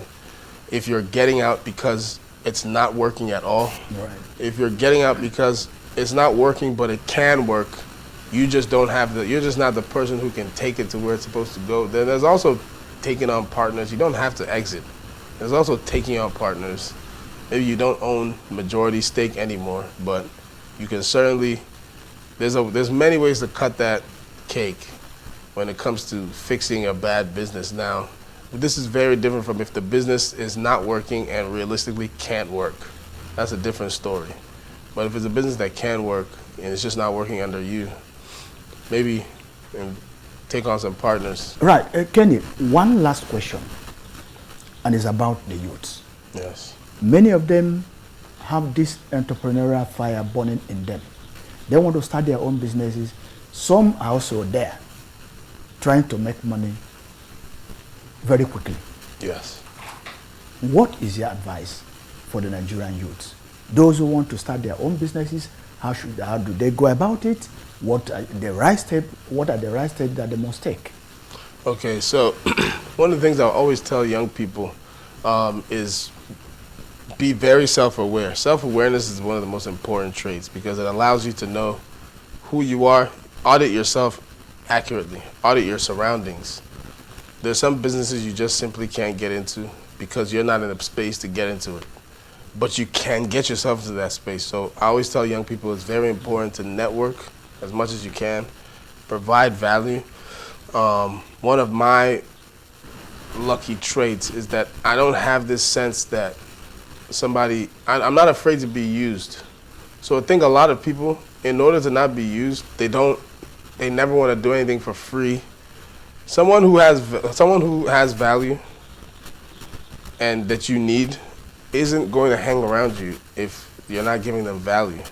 And if you're making them pay you for the value, it's like, fine, I could just go hire someone else. For someone to give you the chance, for someone to give you an opportunity that on paper you might not deserve. Maybe you deserve it spiritually, maybe you deserve it, but on paper, no one can prove that you deserve it. For someone to believe in you and give you those kinds of chances, you have to, one, be willing to provide value without asking for anything in return. That's something that I've always done. And network, take advantage of the people around you and find ways to give them value and grow. That's how you get into rooms. That's how you get opportunities. The reason why you're even allowed to be here is because someone is benefiting from you being there.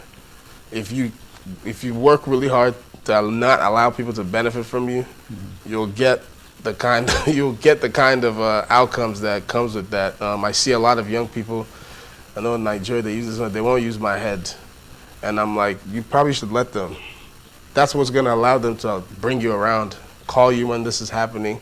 Oh, come around because you're valuable. Then that's how you network and leverage your network and all those things and take advantage of it for the short and long term. And be honest.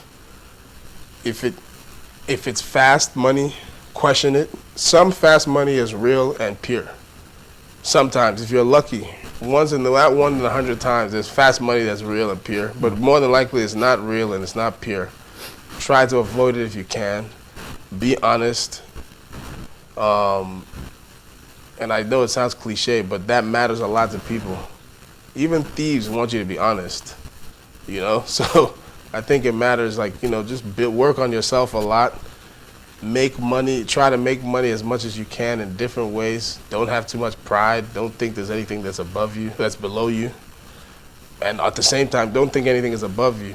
You know, have audacity, but with guardrails. You know, these are things I would tell young people. I see this every day. I see a lot of young people who could squeeze more juice out of the orange of life, but they don't due to certain maybe character flaws, not believing themselves, believing too much in themselves, you know, all these different things. So definitely audit yourself, be very self-aware, and work on yourself constantly. That's what I would say, tell to the youth. That's straight from the expert. These are things you may not be able to learn in a business school, but we got all of them here from Achievers Money. Thank you very much, Kenny. You're welcome, sir.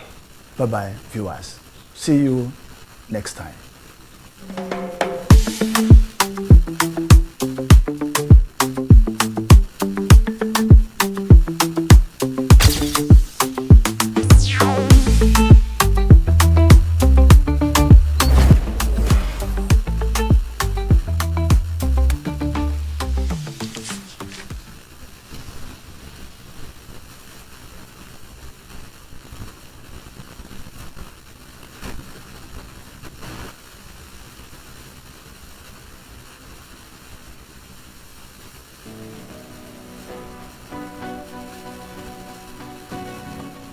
There's an old African proverb that smooth seas do not make skillful sailors.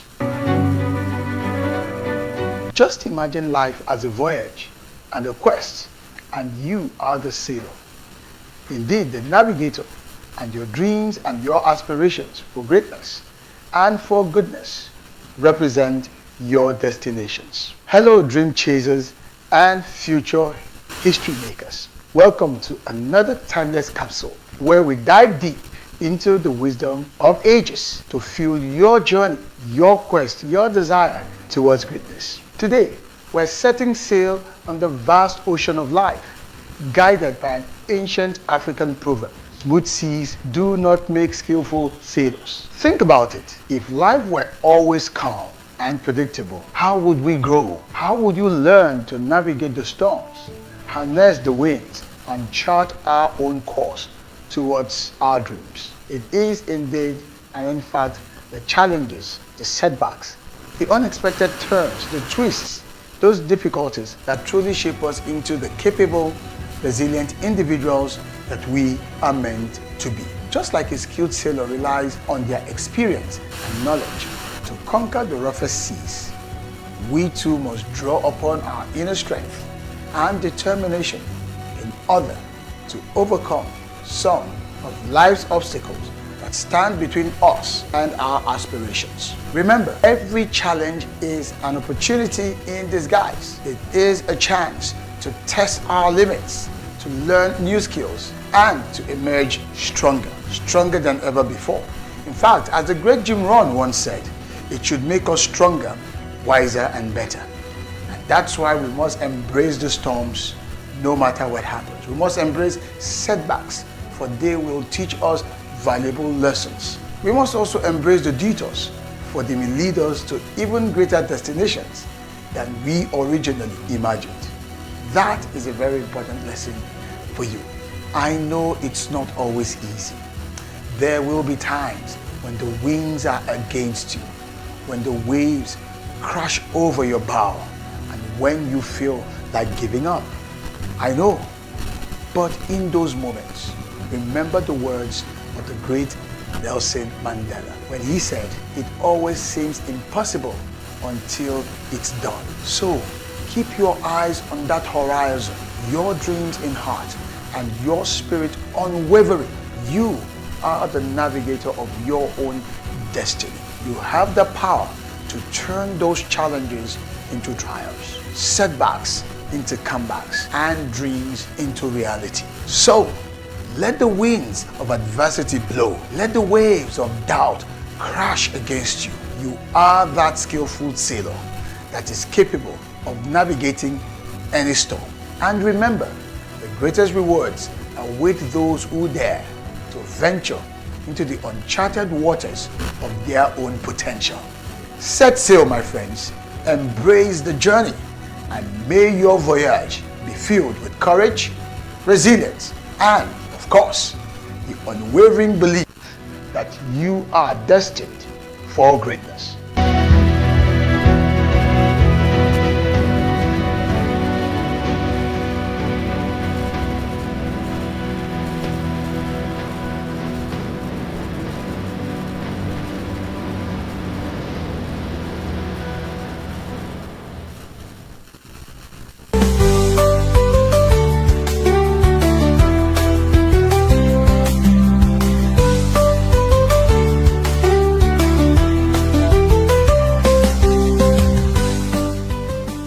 Hello and welcome to Mighty Moms, the show dedicated to the strength and determination of mothers who pursue their dreams while raising a family. I'm your host, Sarah Roberts, and you're watching the Achievement Channel, broadcasting live from the School of Eloquence Studios in Ikoyi here in Lagos. Today, we are discussing how to balance high-level operations with the demands of motherhood. Our guest is a legal expert with a master's from the University of Buckingham and a professional track record in HR and organizational coordination. She has managed firms in real estate and law and is currently the company secretary for GCW Nigeria Limited, all while being a devoted wife and a mother of 3. Please welcome the accomplished Otonjo Bobadiyam. Today we will learn how to lead with efficiency and heart. Stay tuned.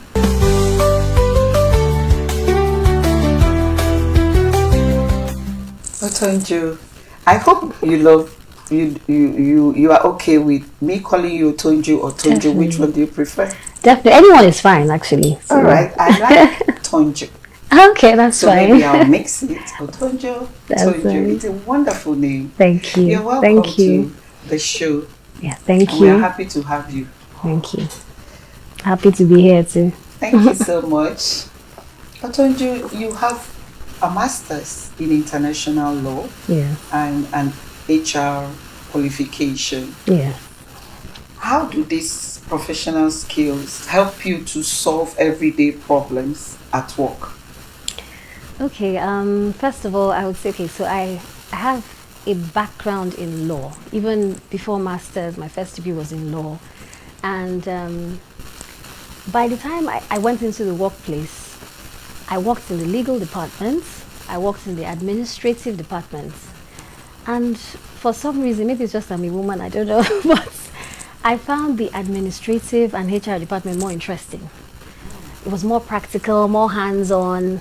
Yeah, law was More like, engaging. yes, more engaging. And law is like, oh, you're just always writing or researching. So I just said, okay, you know what, I wanted to change. That's just it. I just decided to do certification to actually move into the HR sector. Seriously? Yes, actually.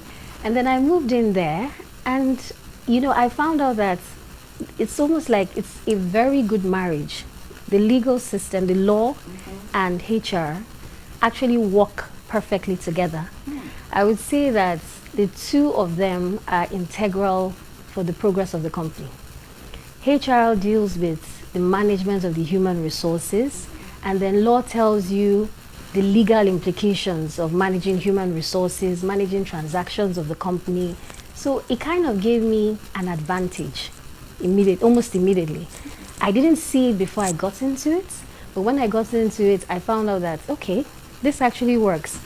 I would see that the other HR staff will come and meet me and ask, okay, the law, so can we do this or can we not do this? Or even in their templates, the employment contracts that they give staff, most of the time, HR staff, they can just use a general template for their employment contracts. But as a lawyer, I would look into this contract and say, okay, this is a trap. I look at some clauses and say, no, you have to remove this from there. If not, you put your clients into a trap. So I was able to advise. I had the advantage also with risks that you cannot take with your employees or business. The company cannot, depending on the company you are, there are some businesses you can't go into, there are some businesses you can. So I was just able to advise on that part and also do what I wanted, be more engaging, be more practical, both with staff, both with transactions. So I think it really helps. It's a very good marriage and it actually benefits the company in the long run. And it gave me the advantage, the market advantage too, to have the two of them. So yeah. So at a point, you must have been so indispensable. Oh yes. In 2 walls. In 2 walls, yes. Yes, I would say that, definitely. That's great. Otonjo, yes. You have held top roles in tough industries like construction and real estate. What are some of the important lessons you learn about leading teams in those fields? Okay, wow. So in the different industries I've worked in, I feel like I've learned a lot. But then I'll say what stands out to me is, as the most important lesson, is working well with your team members. Definitely, that stands out. Because a company or an organization is a corporate entity and a corporate person has its own personality. That means it can be sued, it can go into transactions, it can sue. Borrow. Yes, borrow, exactly. So, because it's not an individual person, it doesn't have hands and legs. So I would say your staff, your team, they're your hands and your legs. And then the delivery or the productivity of the company actually depends on the staff you have and how you work well to deliver. So first of all, I would say I've learned that you have to choose the right workforce. Yeah. That may take some time. You may go into the season of hiring and firing, but then when you do get the right workforce, build a structure, a system around it that you can work well with them to deliver. So I would say that structure would entail discipline, would entail accountability, putting systems in place that will make your employees accountable.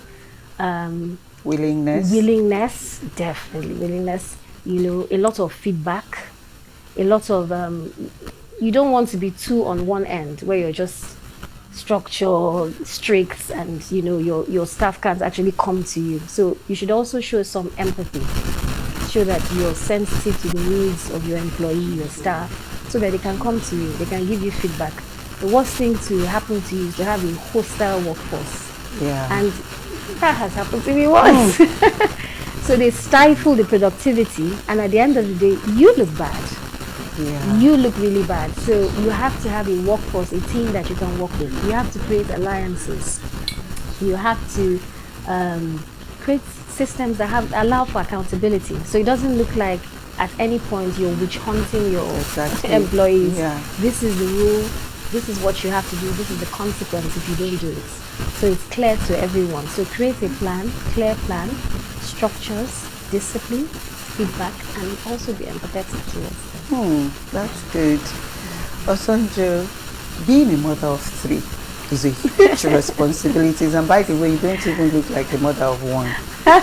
Talk less of 3. You look marvelous. You look outstanding. You look amiable. You look everything that I don't know what adjective I should use to describe you, really.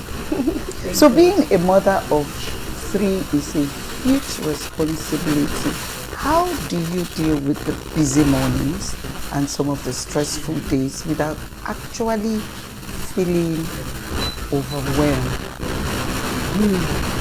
I will not even lie to you that it's not tough. It's not tough. That it's not tough. Okay. I didn't say no, it's easy. I won't say that. Yeah, I won't just say no, you can do it. And yes, you can.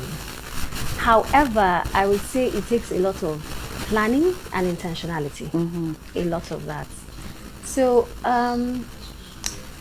first of all, I would start with the planning. Let me go to the planning aspect, and I feel the planning should start with you